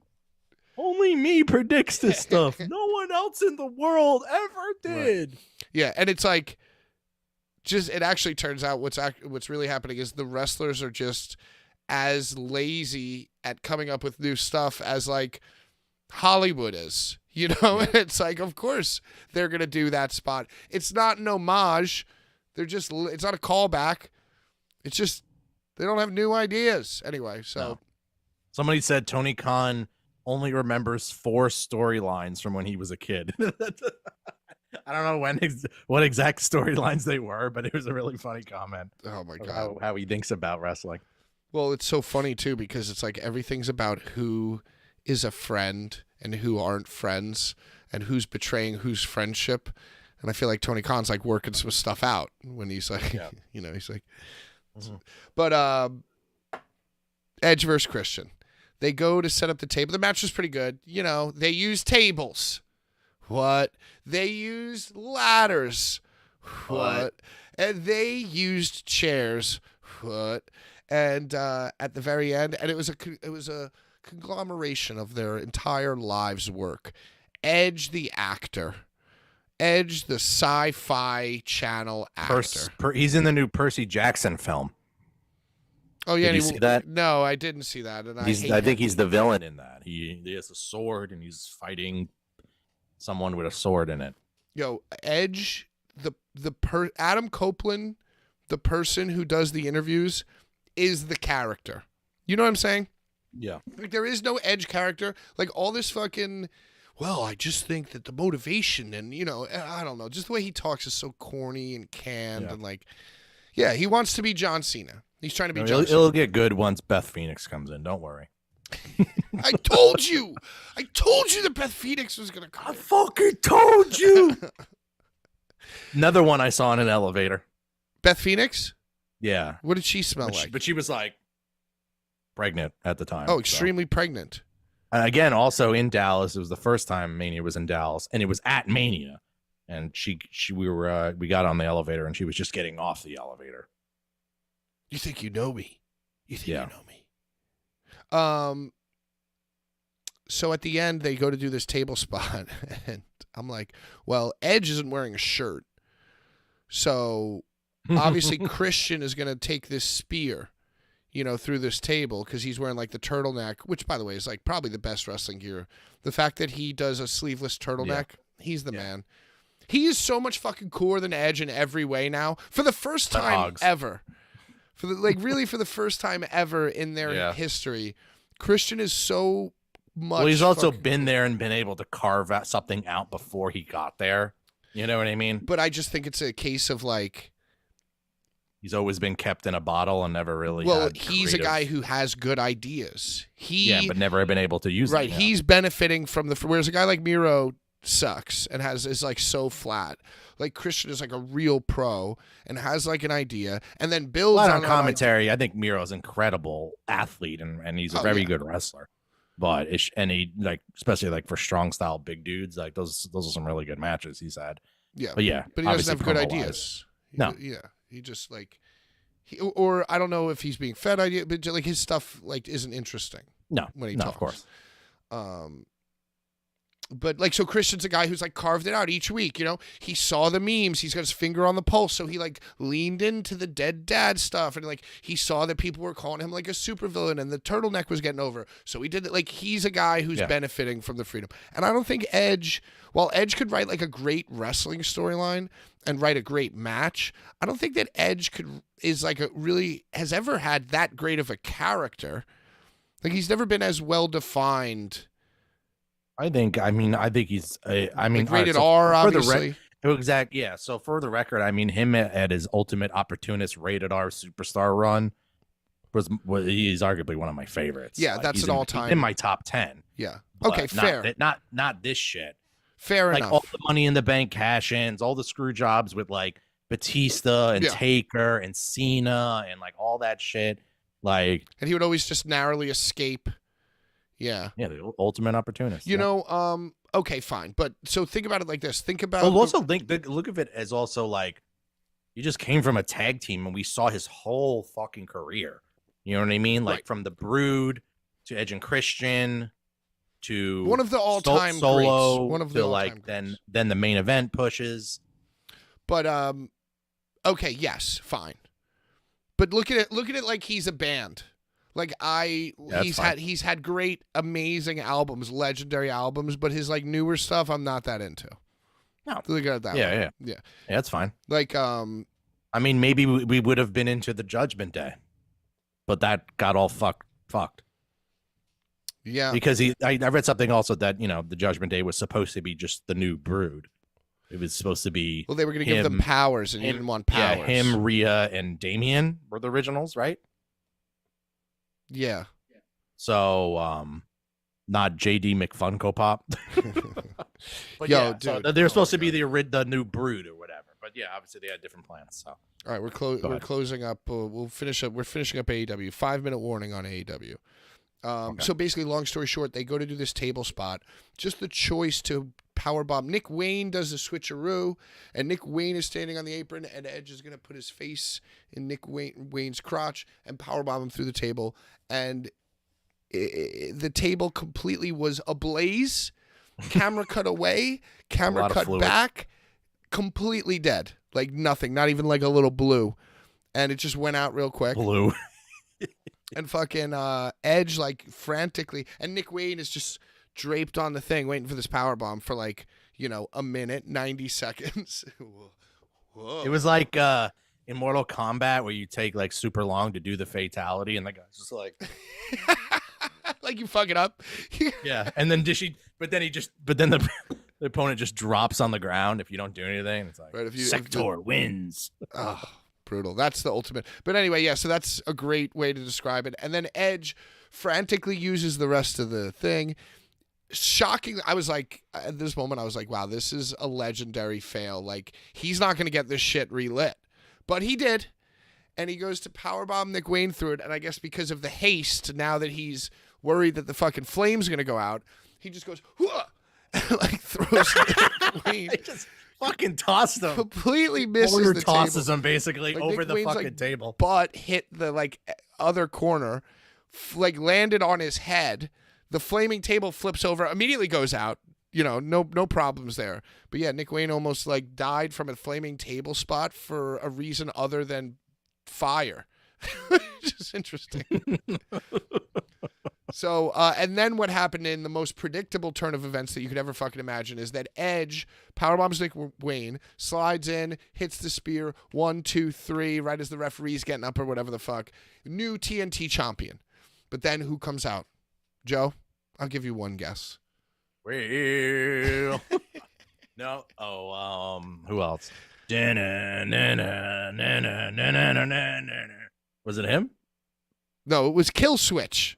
Oh, fuck me. Yeah. I'm trying to think of all the other like run-in title changes in the WWE or something. Yeah, and so he cashed in on Edge, which actually, now that you think about it, it's actually brilliant. It's like Christian was the ultimate opportunist now. It's like storytelling. It's like poetry. It's like long-term storytelling. Yeah, it's like long-term storytelling. It's like poetry. It rhymes. And so the dinosaur gave the opportunity to Christian. Christian cashed in the opportunity, speared Edge, beat Edge, retains or wins, 2-time champion. And then in the match that we have been waiting for months, Joe, the Continental Classic. Which is a conglomeration of weeks and weeks and weeks of data and sheets. Of data and sheets. And laughs and memes. Oh, man. So, can we just I know we're running out of time, but can we just explain it? We're going to go into way overtime tonight. Okay, we'll go overtime. But can we just explain the Continental Classic, please? One last final time. One last time. You want me to do it? Yeah, please. Oh, you want me to explain the tournament? Well, I want you to explain everything. I always fuck it up. You do it. Okay, so I'll explain what the title is, and eventually. Okay, so Eddie Kingston, months ago, Eddie Kingston was the Ring of Honor World Heavyweight Champion, and he was also the New Japan Strong Openweight Champion. And then there was this tournament started to crown whoever was going to become the Continental Classic or the Continental Champion. So the Continental Championship. Continental Triple Crown.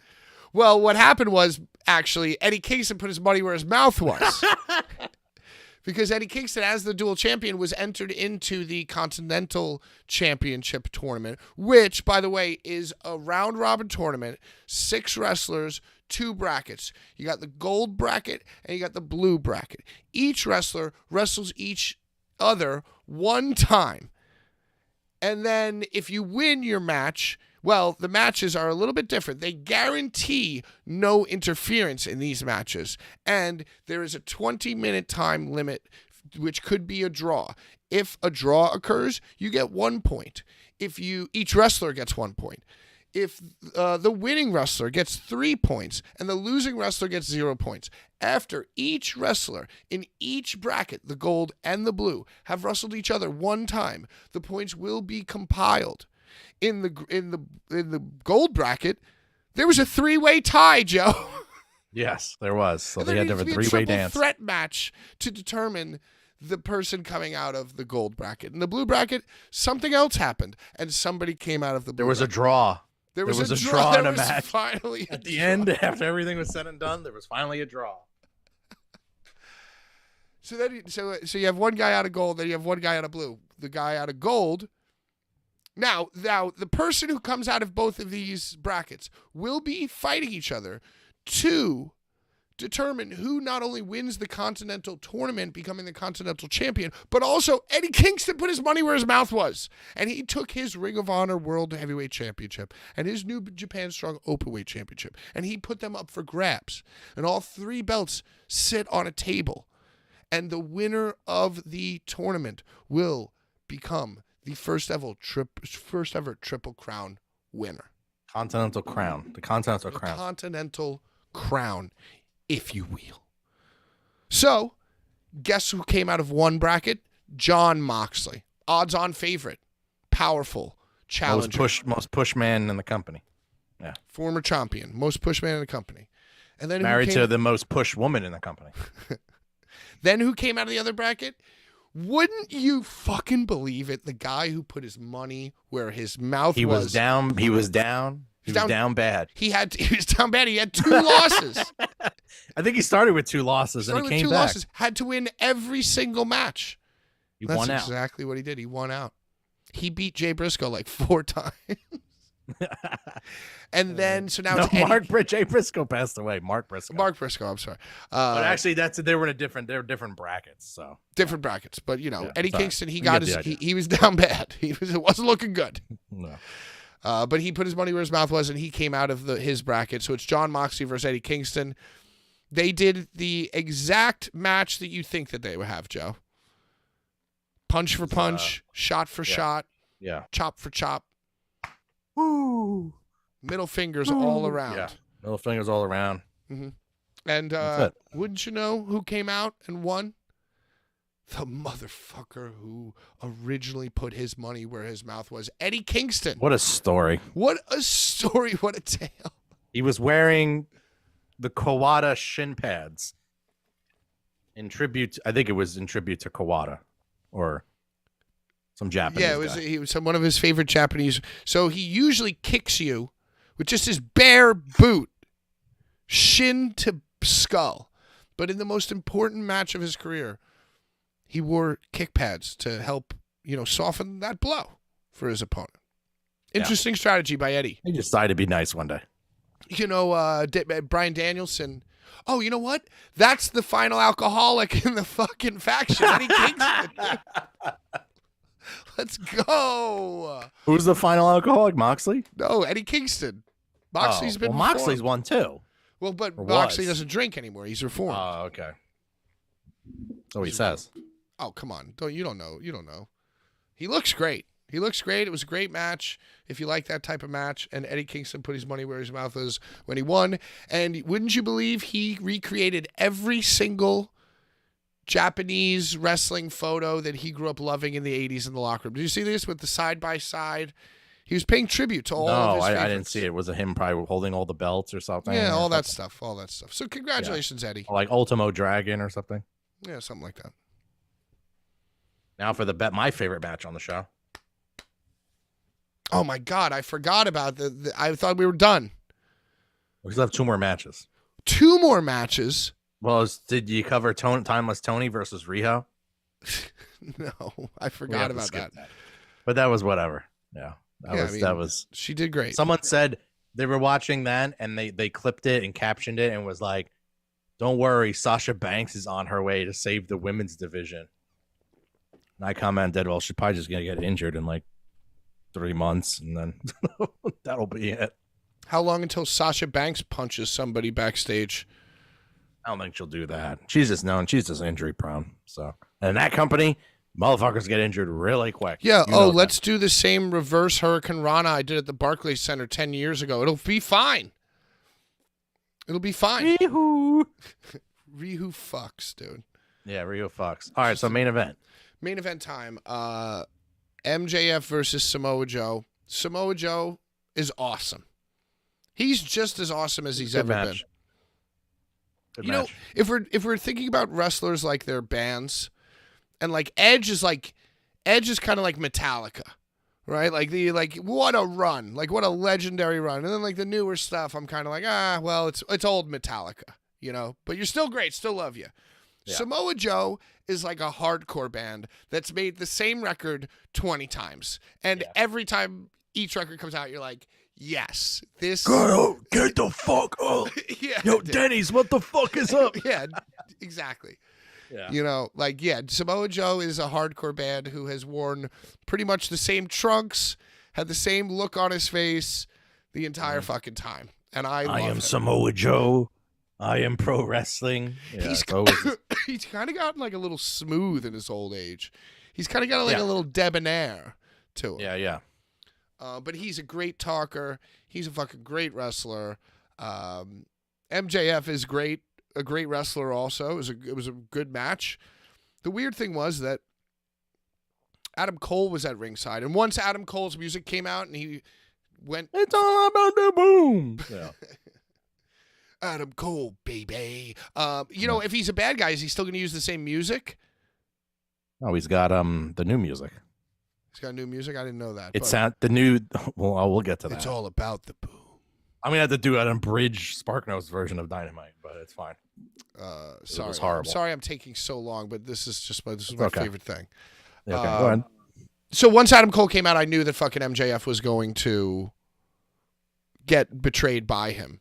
But the strange thing was I that told you. during the match, Bryce Rensburg, of course, caught a dick shot or something. You know, got squished. He got squished. They always get these referees always Yeah, figure they out a always way to get squished in like the splash or something in the corner. Yeah, always squished. So he got squished, and MJF ran over to Adam Cole, and he's like, give me the ring, give me the ring. And Adam Cole immediately, no delay, took it out of his pocket, gave him the ring. Right? There was no like Wardlow, oh, I'm not going to give it to you. The time that I wasted, you know, where I'm going to betray you, I'm not giving it to you. No, he just gave it right to him. Tried to help MJF win.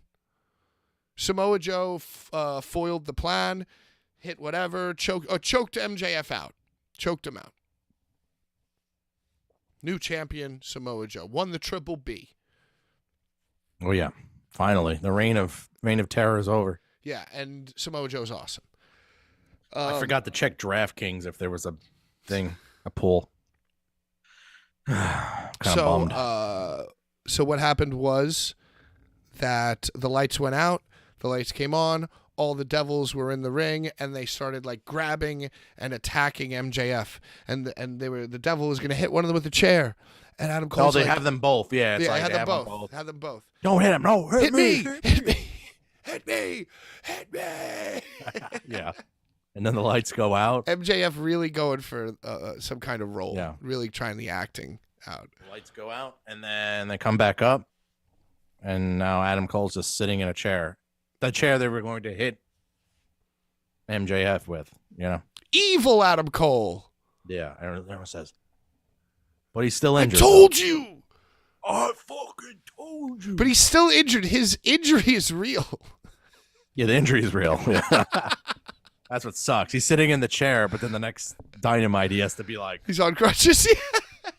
it's so fucking stupid. Oh, my no. God. It's like, oh, well, the guy's like the big new bad, the big new faction. And he's on a boot. and he's just like, yeah. He had a great promo. But, He should have a scooter, like Mr. McMahon. Yeah, that's way more. Yeah, they take him way more seriously. You know, well, I feel like that's what they're saying. Like, it's like, well, you know, because no ideas are original, and all of them are marks. So it's like, oh, you remember when Stone Cold was hurt for 90 days? Remember he got dropped on his head, and for like a year and a half, Stone Cold, he came out, he drove vehicles, and he like gave people stunners, and like that's what I can do. It's like, yeah, but like Stone Cold like could walk and like like jog and do things. Like you're literally on crutches. It's not the same. Like we can't just trot you out on crutches every fucking week for like 6 months. It's gonna be like, ugh. Yeah. Well, that's what they're gonna do now. He should have like one of those wheelie scooters or something. He should have something better than fucking just crutches.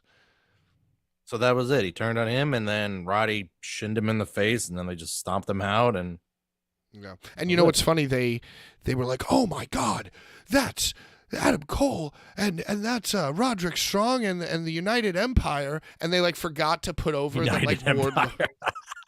They forgot to mention Wardlow. Did you notice that? Like the Wardlow like commentary was delayed. They're like, it's that guy, and that guy with Adam Cole. They're like, oh my God, it's Wardlow too. We're like They don't really. like Wardlow's like the so one my surprise. assumption with this group, well, back when I told you months ago, I told you that it was going to be the Kingdom and Undisputed. It was going to be Roddy, O'Reilly, Taven, Bennett, Cole. Right, and they But I just guess- Yeah, O'Reilly's still they out. can't have two so injured guys, so they threw Yeah. Wardlow. Yeah, so they had to take him out and put Wardlow in. It's kind of like this weird fucking thing.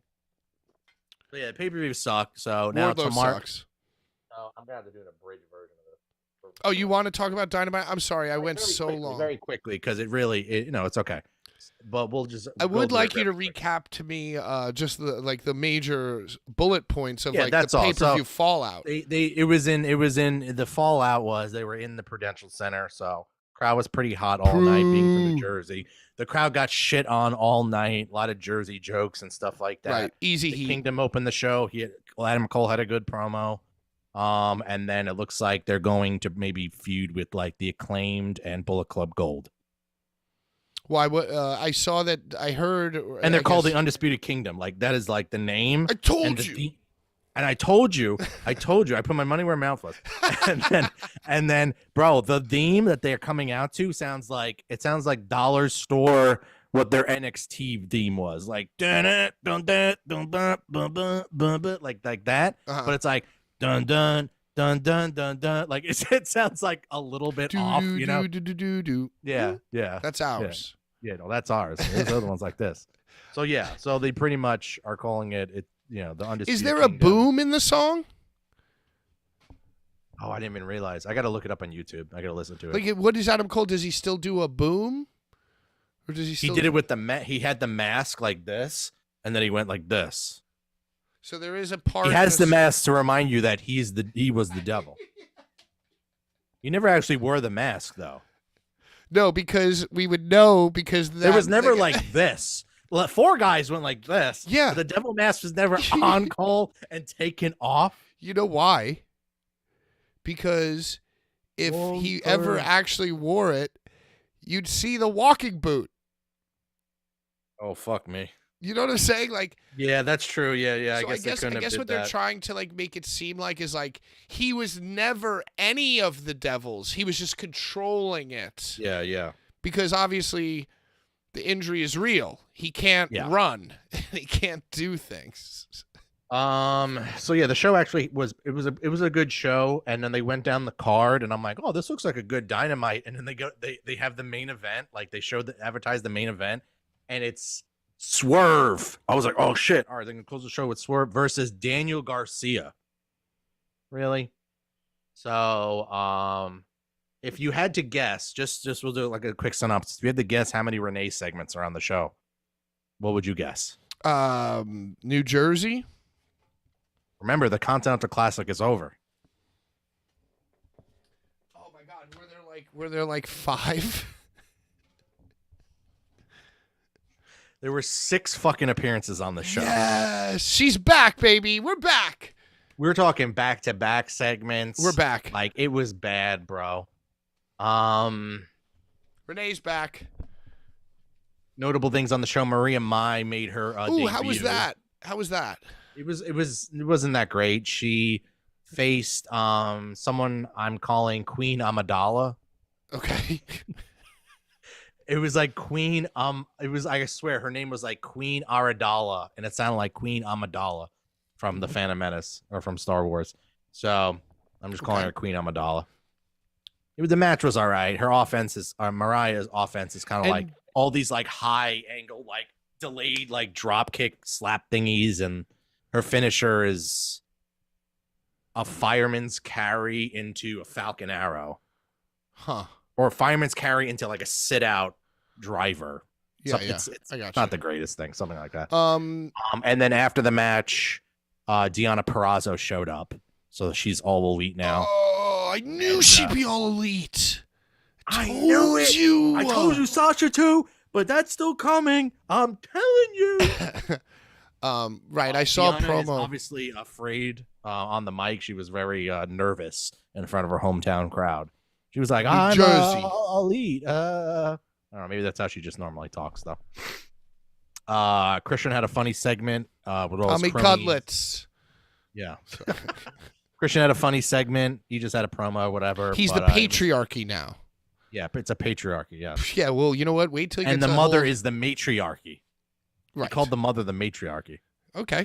All right. Hey, listen, wait until they get a hold of my new faction, the Alkies. All right? All right. They're not going to know the patriarchy. So now we got 2 new factions, basically. Yeah, now we have a fuck ton of factions. Dope. Take a shit. Destroyed Darby. Darby basically got bullied the whole match, and then eventually got some offense. But Take a Shit got the clean win. It was a very good match. Darby Allin. Very now. good match. Like Darby did a dive to the outside, and no, it was the suicide dive, and Take a Shit hit him with the fucking knee.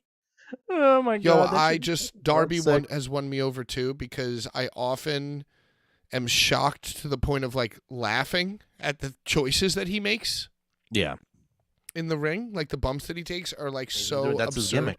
I love him. I love him. He's just flailing all over.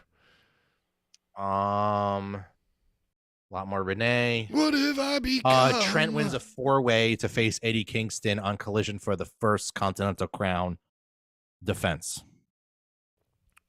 And then Swerve defeats Danny Garcia in the main event. Adam Page showed back up and they brawled to the end. Now they also had Adam Page show up like a segment before that with like fucking Renee. So it would have been way fucking cooler if Adam Page just showed up like unannounced. But they don't know how to fucking do shit, so they're fucking idiots. So the show kind of sucked, but there was one good match, and then maybe like two hot good right now. promos. Honestly, I think all the matches were good besides the Mariah May match, the debut. Besides that, the matches were good, but then the actual like cohesiveness and usual shit because it's all Renee now. It's all Renee sucking the vacuum. She's vacuuming the charisma off these segments. I think that she's Feeling blowing Nana's it. heat, man, and shit. What's up? I think she's blowing it. Like she's doing the opposite of vacuuming it. She's blowing the charisma out. Yeah. It's like emanating a shot from back. her. It has like 2 settings. Yeah. Yeah, she's blowing it. So yeah, that's it for It's good. AEW. I love Renee. So we decided we wanted to start doing WWE stuff at the end of the show because I don't know, it's kind of road to WrestleMania, so we'll finish with the main event. But maybe It's the fact that I've been rambling on for way too long means that it's not a good idea because look, we have only left a few moments left for WWE. Oh, that's all right. We'll go. Like I said, we'll go overtime if that's all right. Yeah, let's get really into it because I would like to because our road to WrestleMania starts at the end of this month. Yeah. So we're on the road to WrestleMania, starting We're on the fast with, lane. Well, we're not on the fast lane yet. Also- We just did day 1, which is like, gentlemen, start your engines. I'm still blurred out. You know, Just talk while I'm unblurring myself. So we're on the road to WrestleMania. I believe fast lane is somewhere between the Royal Rumble and the WrestleMania. So we're definitely not on the fast lane yet. We just started with day 1, numero uno. We're at the starting line. Sorry. Speaking of starting line, great band. Also, I have another. Did you watch Raw this week? I just saw clips, and my 2 favorite clips were of R-Truth and of The Rock, I guess. Our truth segment was funny. It was they said that it was like the worst segment of the show, but like this is the first time watching the R-Truth stuff, so I thought it was it's funny. awesome. And he goes, "But JD, you're not People in over the there, judgment. what's Day. You're not in the judgment day." Yeah, it's like, oh, JD, you're not in the Judgment Day. Yeah, I though. beat Yeah. you. I beat you. And Yeah. he's like, dude, you're not even. And it's so funny that he turned it like it's just classic comedy, like because obviously R-Truth isn't really in the judgment day. But he's like, JD, you're not even really in the judgment day, dog. What's up? People said that, and this with that. You can get it? Did you see the opener that Nia Jax defeated Becky Lynch clean? Good match. Yeah, all the and, matches on the show were good. I saw the highlights of that, including the crowd reaction, which is dope. Like Nia Jax, top female heel, instantly. There you go. There's your fingers. Oh, okay. All right. Bring it back. You're getting there. Oh, Lost it. It's like I don't know why it's. You I could think get it's with this. because I have a You different. could get with that. This. Oh, there you go. Hey, welcome back. Nick Sirianni, ladies and gentlemen. Nick Sigarani. Yeah, so good match to open the show. Becky and Nia. Answer me this: who's a better heel right now in the female? Because you can't count Rhea as a heel. So I guess Nia. Yeah, it's got to be Nia, right? They're trying to get over the punch. That's how she beat her. She like. I think she doesn't Becky do like a leg drop while someone's like on the apron or something like that or something. She punched. Becky came off the top and Nia punched her, much like the Big Show. And then went for the bonsai drop. But bonsai. They're claiming that she was bleeding. It looked like more like a blood capsule to me. But I mean, you know who else they gave the punch to? Well, it's a flagship show. Yeah, the WMD. What else was on the show that was good? There was another match. I feel there was a tag match where one of the guys in Imperium got injured. And then why am I drawing a blank on results? I watched a lot of fucking wrestling this week. Sorry. People over there, what's up? And now CM Punk will also be on next week's programming as well. What a schedule he's got. But apparently he was backstage helping out, pleading the case for showing pictures of AJ Lee and her gear. I can I just get like normal results? You know what? You know what's happening, right? You know what's happening? CM Punk is like the happiest he's ever been in his life. Mm-hmm. He's like so he's called AJ Lee is like they're talking on the phone. She sees him at home. You gotta come, babe. You gotta come. Yeah. And it's not. I don't even think he's saying that. I just think that there's a light in his eyes when he's like, man, they got me. It's just everything I've ever. Wow. Oh gee. Oh gee. Oh gee. You know, and he's just like, oh gee. Oh gee, Rick. So he's just like so fucking happy. That she's like now she's getting like the spark is alive in that household. I think it's more so the fact he's taking pictures with all these women. She's like, yo, I'm about to fucking I gotta go over there and kill Nikita Lyons. Long-term storytelling. A good part of the show was she's gonna come on to Raw. She's gonna drop a pipe bomb of her own. She'll be like, and my husband taking all the photos with you. You're the first on my list. Yeah, Cora Jade, definitely. Yeah, and then there's going to be a story that fucking AJ Lee punched Cora Jade backstage. And they're going to do a work like that. Yeah, it's not good punching people. And then no one's going to pop because nobody knows. WWE fans don't know anything about that. Whereas when Andrade comes back, the WWE fans are like, everyone's going to be like, who? Oh, the guy who was here and left for a little bit of time is back. Yeah, where's that other girl? Huge pop. Where's this valet, Zelina Vega? Yeah, where's Zelina? She's been in the company the whole time. Oh, yeah? So they did a Nakamura promo with Cody Rhodes. So Cody Rhodes had a promo and Nakamura. They had that another anime style thingy. I hate this. You don't like the anime stuff? I think it's fucking awesome. I haven't seen anime stuff. I've just seen them misting each other. Oh, they had the anime stuff was like, it's supposed to be like manga but colored and it shows like Nakamura spitting in Cody's face and stuff like that. He's like, I'm going to end your story next week. That's so dope. That does sound cool. I'm going to have to look it up. Hey, wait, can I stop you for a second? I saw one of the things that made me laugh so much this week was a WWE clip on their Instagram. And it was like a TikTok or an Instagram of like, you know, them going up to wrestlers and be like, what are your New Year's resolutions? Right. And, you know, it was like, I don't know, you know, Chad Gable, we're going to do this. And like this guy, we're going to do this. And it cuts to Kofi Kingston. And Kofi Kingston goes, I'm going to finish the story. Is anybody else doing that? And you hear Cody in the background going like, no. And I'm like, oh my God, it was just so fucking funny that he just goes like, I'm going to finish the story. Is anybody else doing that? Because like Cody was like behind him. And then like later on in the clip, like it's Cody's doing his with, Kofi in the background or whatever. Uh-huh. But it was just so fucking funny. And Kofi Kingston is just a Yeah, Kofi's national great, man. treasure. Yeah. They And had a he's ma- always so the next dope. segment was also Jay and Kofi actually, and they defeated the Imperium. But I think one of the dudes actually got injured in that. Then there was the segment R-Truth and all them. So wait, why are Jay and Kofi teaming together? Why not Cody and Jay? I don't know. I mean, is there some sort of Imperium story going also with them? Huh, I don't know. With Gunther, maybe? I could see Jay doing a quick little New Day run. Yo, you know who else is always injured? Xavier Woods. You got to do this.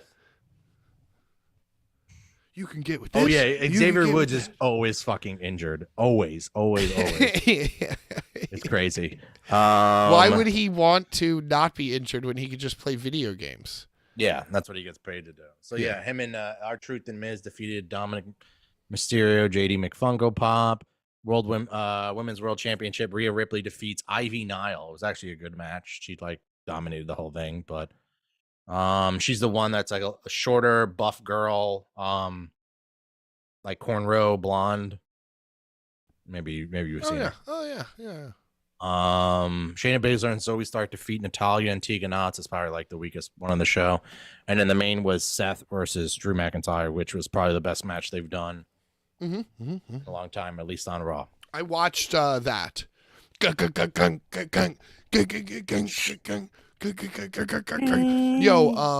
Drew McIntyre's music is so much better than Seth Rollins' music. Oh yeah, And they fucked up. They fucked up unfocused Seth's. again. I'm over it. So. Yeah, don't even worry about it. They fucked up Seth's music because I guess once that whole thing became so over, they completely rewrote his music. They're on version 9.0 now. And it's and there's this one guitar player who's bleep bleep bleep bleep bleep bleep bleep bleep bleep bleep bleep bleep bleep bleep bleep bleep. Oh, the really long. Yeah, it's the really long drum fill. Yeah, it's so stupid. Because it's oh wait. Oh no, the one that's wait, it's kind of supposed to be a breakdown. It's they still have elements of his original theme in there, but right before and they built the whole thing around, so it's it hits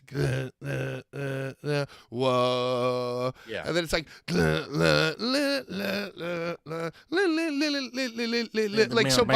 they extended it so that by the time precisely the time that he's at the steps, it's going that's a lot of themes are like that in the company. They're based around right. Well, and whoa, yeah, they fine-tuned his a little bit. Yeah, so by the time so they added that one fill, but the fucking guitar is so bad. But it's to let the fans know okay, here it comes, it's coming again. Here it comes. You ready to do the thing again? You ready? Here it goes. Whoa. And it's oh my God. I just started noticing that recently. But Seth Rollins is awesome. Match was really good. They probably the best spot in the match was he hit him. He hit Seth with the Claymore, and then rolled him up for the pin, but brought the leg so deep that it forced the rope break. Right. It was a reverse Bret Hart. Yeah. And you know what? That's so fucking brilliant too, because their whole gimmick is Seth Rollins is yo, Drew, you're never gonna become champion until you look in the mirror and take accountability. It's it's not anybody else's fault but yours, and that's kind of the vibe they're going for. So the fact that Drew made the mistake, you know what I mean? He has nobody to blame but himself. He had the match won, but he went too deep, and that's you're back in focus. There we go. But but that's kind of what Seth has been telling Drew. It's oh, you went to the Judgment Day, and it wasn't them, it wasn't you, it was them, and oh, it's never you, it's never you. You got to take accountability for your own actions, bro. And then that fucking pin is just mwah. That's long-term storytelling right there. And then we didn't also cover obviously the Rock segment. We'll save that for last. Yeah, but another thing that I loved in that match had to do with a Claymore. Drew sets up the Claymore. 3, 2, 1. And he goes for it, but he basically hurls himself into Seth Rollins' powerbomb position. which was just the like turnbuckle? so fucking dope. I don't think he buckle bombed him. I think he just sat out Oh. and power bombed him. But yo, it was dope. Like Drew just like jumped, running jump leap, crotch in Seth Rollins' face for a power bomb. It was kind of like amazing. Honestly. And that's a big dude to do that. Yeah, it's a huge man. So yeah, Triple H was hinting that there was gonna be a former champion on the show, blah blah blah blah blah. And they had all the marks with their phones. So what? Like it was like, and now, ladies and gentlemen, for the surprise. Yeah. And now a former champion, WWE champion, please welcome.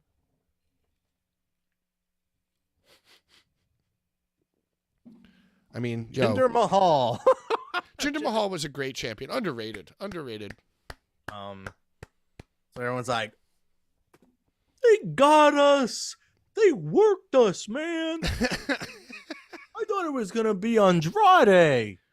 I thought it was gonna be so and so. I'm like, well, the second he comes out, I'm like, duh, it's gonna be somebody else coming out because he cuts a scathing heel promo about the USA and all this shit. Like, clearly someone's coming out, after that. You knew it. You sniffed it out.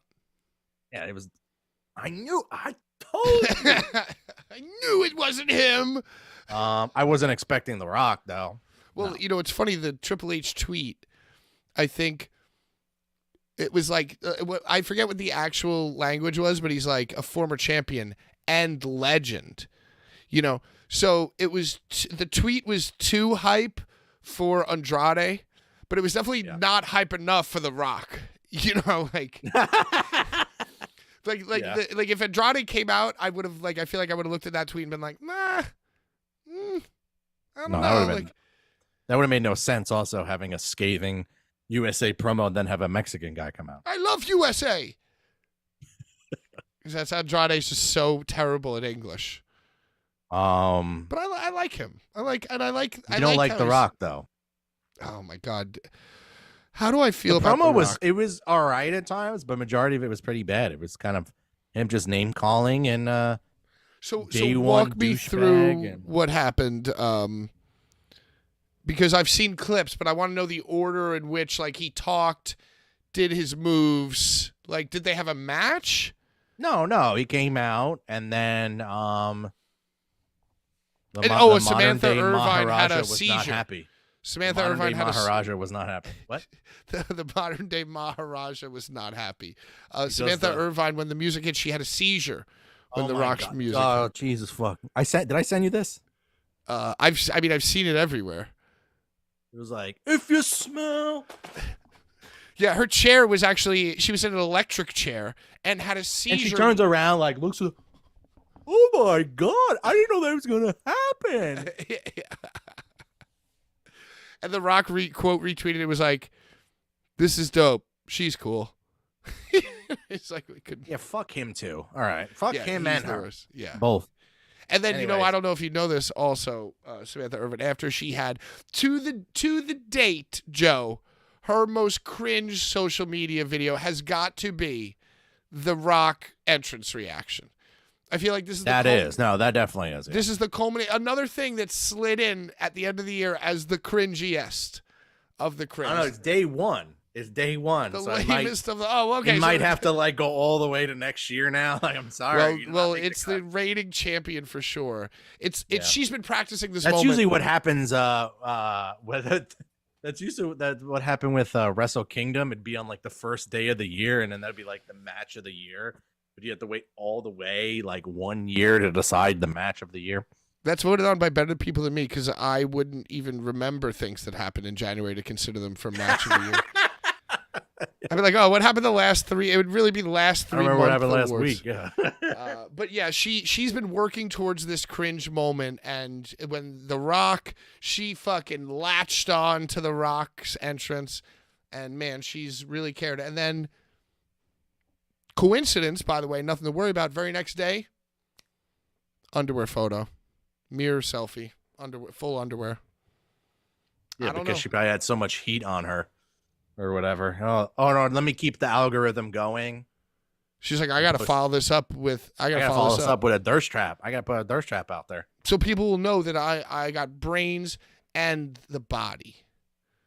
Oh shit! I'm sorry. We can't say those words on the show anymore. Oh, that guy. Yeah.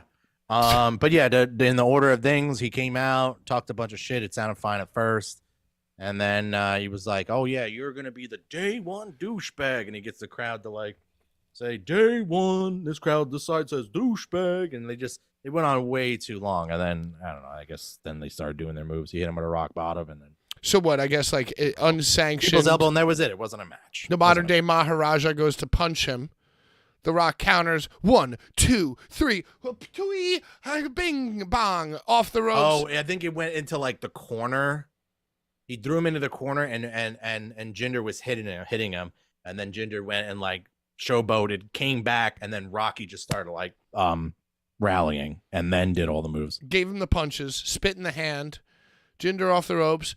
Fucking spine buster up and around. Spine buster, that's what it was. So maybe it wasn't a rock bottom. It was probably just a spine buster, and then the people's elbow, yeah. Hit him with the peeps. And then grabbed the mic, and everybody's been like shitting on The Rock that he was like out of breath. Yeah, he was gassed the second he fucking and after they're the like, punches, oh, well, yeah. he couldn't even survive a 2 moves with Jinder Mahal. How is he going to wrestle Roman Reigns? Well, he was gassed even against Cena. When did he say the thing about where he was going to sit in the He restaurant? hurt himself against Cena, though, right? He tore his Didn't that pec. happen? Yeah. So He don't have a wrestling bod anymore. He's got like a Hollywood buff guy bod. So what is your theory? He's not going to face Roman? Well, okay, so after the Peep's elbow, he said the thing about the dinner. Oh, my bad. Yeah, he's like, I That's what he closed with. want to go to I'm hungry. I want to get something to eat. I want to go to a bar. I want to go to a bar. But instead, how about I be the head of the table or some bullshit? He goes, I'm going to go to a restaurant, San Diego. Hey, San Diego, do you like restaurants? Do you guys love to eat when you're hungry? Well, that's exactly what I'm going to do. The Rock's going to go to a local restaurant, just like one of the norms. I'm going to walk on down SmackDown Boulevard. And that's where I thought he was going. I thought he was going to do some kind of SmackDown Hotel Boulevard shit. He was like, and I'm going to go to the restaurant. What? And I'm going to go and I'm going to say, hey, maybe I'll sit at a booth. What? He says, but you know what? Maybe I'll go sit at a bar. The Rock loves his tequila. Drink some Broken Skull Ranch beer. What?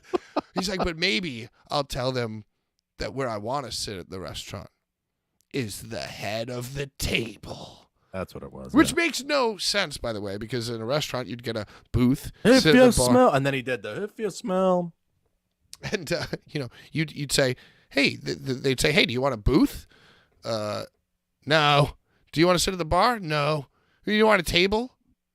I want to sit at the head of the table. Well, these tables are meat on the table. They're square. Yeah, square remember tables. Ryback's theme? Meat on the table. Yeah, that's what you are. Dun, dun, dun, dun. Yeah, you can run. So yeah, my theory is that the Rock is not going to fight Roman, and the internet went fucking crazy. And already you're seeing graphics like, which do you want? Roman and The Rock at Australia Elimination Chamber? Or do you want him at WrestleMania? And all these memes are like Cody Rhodes and CM Punk having a mental breakdown. Now The Rock's back.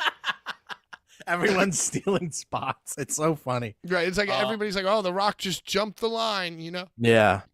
At the head of the table. I think the only, if they were smart, as much as I just want Cody and Roman flat, they might, but if they want to involve The Rock at Mania, they can do a triple threat, and then Rock can rest more. So it's kind of like Chris Benoit, Michaels, Triple H. How about a Fatal 4-Way?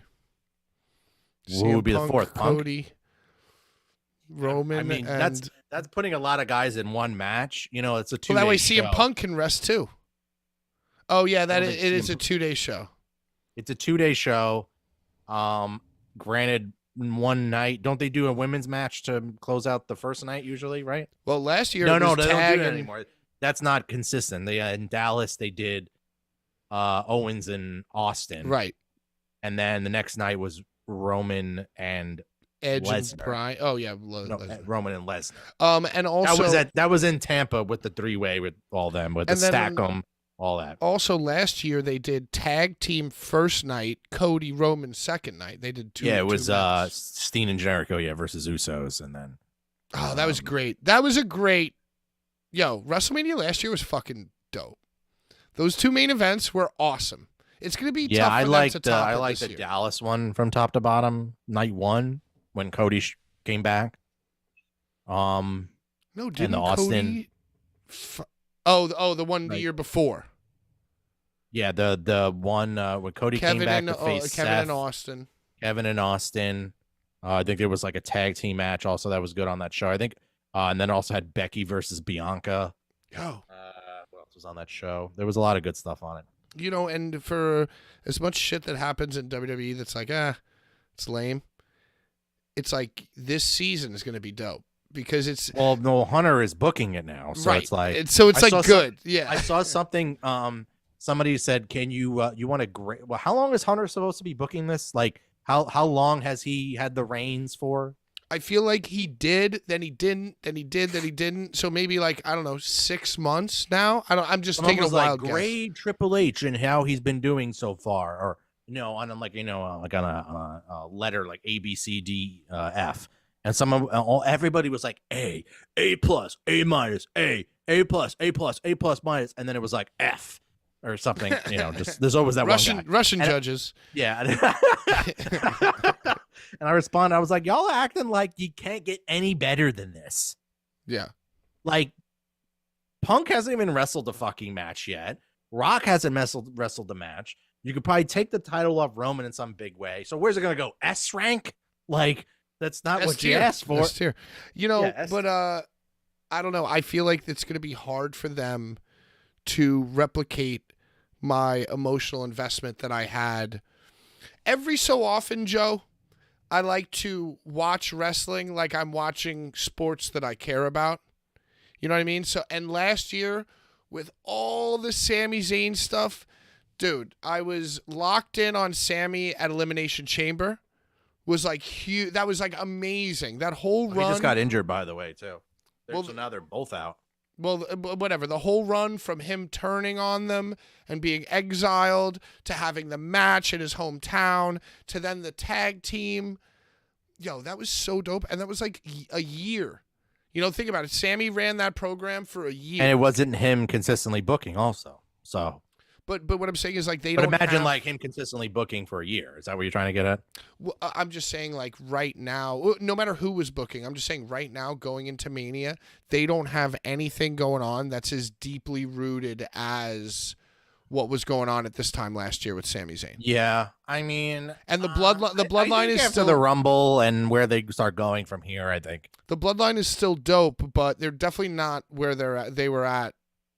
because Roman's never on the show. Well, Roman's never on the show, and they did the right thing. They like split Jay, like they made Jay, and Solo's still in the mix or whatever. But yeah, bloodline's definitely nowhere near as hype as it was this time last year. I don't want to like make a verdict until I see what they do with Punk, see what they do with The Rock. Do you think that Punk's gonna wrestle on Monday? No. I'm still keeping my eggs in the Royal Rumble basket. Oh, so house shows. told you. Yeah. I think it's only right. I was looking at tickets to that today. I could see CM Punk and or The Rock being in one of the two main events in a multi-man match, be it tag or 4-way or 3-way. Because I think you're right. I think not only does The Rock need to really make sure that he's like, I don't think The Rock's gonna wrestle, dude. And you know what? I can't even. But they're saying that it's going to be the Australia show. But why do they need The Rock to sell out Australia? Like, I mean, I guess I haven't been up on the sales. Like, to me, I don't think they're it gonna was sell out any. I don't think they're any good. I think the sales have been low. Oh, okay. Because to me, it's like just the pay-per-view in Australia like sells out because it's just them in Australia. I think I remember reading that it wasn't. The only thing that really sold a good amount was Rumble for the most part, Mania, and then the only other thing was the AEW pay-per-view Revolution because of Sting's last match. That's the only big shows I've noticed that have been like selling well. Huh. So I guess But nothing my is sold phone- out or Revolution's about to sell out. So I guess Rhea Ripley can't sell out Australia. No. See, Rhea Ripley in Australia is Is just she like from another. New Zealand, I don't know. even though it's the same area. That continent, over there, she's just like another one of their many, many, many hot Australian New women. Guinea, Guinea, New They Zealand. all look like Rhea Ripley over there. So Tasmania. who cares? No, I think they're probably gonna do that. They probably need some juice on that show. So Roman You gotta also beats wait. him. You gotta also realize that people gotta, if the East Coast audience wants to wake up at like 5 a.m. in the morning to watch this shit, if they're gonna watch it live. I think they care more about the. It seems like WWE cares more about every single other thing that happens than their viewership numbers on the actual PLE. Like they want buys. definitely, They want people buying these peacocks. Yeah, but I mean, I don't even think they care about the cock because think about how much money they make on YouTube with an 80 million view CM Punk thing every week. You know what I mean? And think about they're not going to get views of fucking clips of this match with The Rock and The Rock coming back. Well, that's for what I'm the saying. first It's time. like who even fucking cares when or where it is, as long as they can put the clips on YouTube and Instagram. That's really all that fucking matters. But if you put the clips on YouTube in, when is it? February. This Australia show is supposed to be.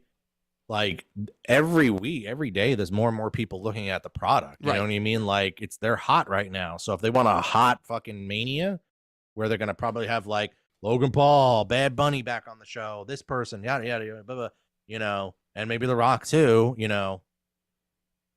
don't know. It just kind of seems like. All right. Point blank. Before we enter, we're on day one, so we're on the road to WrestleMania. So these are And New Year's Revolution SmackDown's tomorrow. New Year's Revolution. The main event is a 3-way of Orton, LA Knight, and AJ Styles to see who fights Roman for the title at Royal Rumble. Is that what it? Oh, is that what it is? That's Okay. kind of dope. I'm kind of like into that. I think there's going to be some sort of schmoz interference thing. I had the whole card on my phone. It actually looks pretty good. But go ahead. What is your point? I just think that's dope. Logan Paul's going to be on the show. Pete Dunne and somebody else versus some other guys. Kevin Owens. I guess Kevin Owens isn't injured because he's facing what's his nuts. LWO Defector and Mia Yim versus Io Shirai. So I'm actually going to be watching that. And Roman's going to be on the show as well. The Bloodline's going to be on the show. So Love it. I'm locked in. Did you make your point? Or are we moving on? I was going to say just for right now, who do you think is going to fight Roman at WrestleMania? If you had to guess, I'm still go with Cody. Cody. But I can also now morph it into like Cody and Rock. Cody and like make it a 3-way. What was Triple H's big announcement tonight? Yeah. I think it was that Money in the Bank is just announced for Toronto. That's what they announced today. Unless there was an announcement tonight that I missed, but I think it was earlier today they announced. They usually do those preview things before. I guess I think they're going to be in Canada soon. So I think they were trying to piggyback off that. They're going to be in Canada tomorrow. They might be in Canada this week, actually, coming up. So, but whatever. Well, there you have it. Did we miss anything? I don't think so. I mean, we definitely covered a lot. We went very overtime today. I do actually blame it on you and your New Year's story, but. Oh, was it the New Year? See, I feel like the New Year's story was just a drop in the bucket compared to how long I rambled about AEW. Yeah. I should probably do the AEW notes. Well, we also have a lot to. We're going to be covering WWE. Usually WWE is like a blurb on the show. Just a blurb. We don't. Now we're trying to cover both, and it's a pay-per-view week, and it was a big week, and there was a lot of news this week. So, and I'm a huge fan of both companies, to be honest with you. Oh, yeah. I love watching movies, and I love watching Mystery Science Theater 3000. And that's what I do when I can, is I watch my WWE movies, and I watch my AEW, Fangoolie. Fangoolie. Billy Bob's Drive-In, AEW on TNT. Good show. Good show. Let's go Eagles. Let's go Giants. Let's go Jets. Joel Embiid on pace right now to have the greatest single season of any player ever. I just won my bet. I bet against the Flyers and won. I Against bet on the Blue Jackets and won tonight. Wow, you were like, I hate the Flyers. There's no way they're winning this. I am following some account that has really good advice, and I'm just taking their bets. Smart. So I got a little money left. Maybe I'll hold it till McCaffrey in a few weeks. We'll see. Wait until McCaffrey sits up like Abaddon has always done. Dong. All right. Next week we'll try to do the award show. Maybe. Hopefully we don't homework assassinate ourselves. assignment for me. Drum roll sound effect right here on this button, and homework for you viewers at home. Comment below possible categories. Or DM us on the account too. Yeah. Just send me a text. But yeah, we're gonna comprise and compile the best categories, and I'll wear a bow tie. Yeah. Cool. Sounds good. Great. Well, until next time, everybody. Thank you so much. Comment below and donate. How do we determine who wins the mystery figure? Did we get a donation tonight? John Richter, $10. Oh, well, I'll probably just send it to him again. All right. Well, we end up having a very full mailbox. So. Oh, and yeah, that's true. Thank you so much, Brian, for reminding me. Don't forget to tune in on Tuesdays at 7 p.m. for the secondary show. Because this right here comes the lane flagship show. Number 1. Until next week. What a tangled web we weave. Until next week, on behalf of the flagship. Told you. You told. On behalf of Flagship Joe. Told you. And thank you, everybody involved. See you guys next week. Good night. Boulevard Bullies. Bye-bye.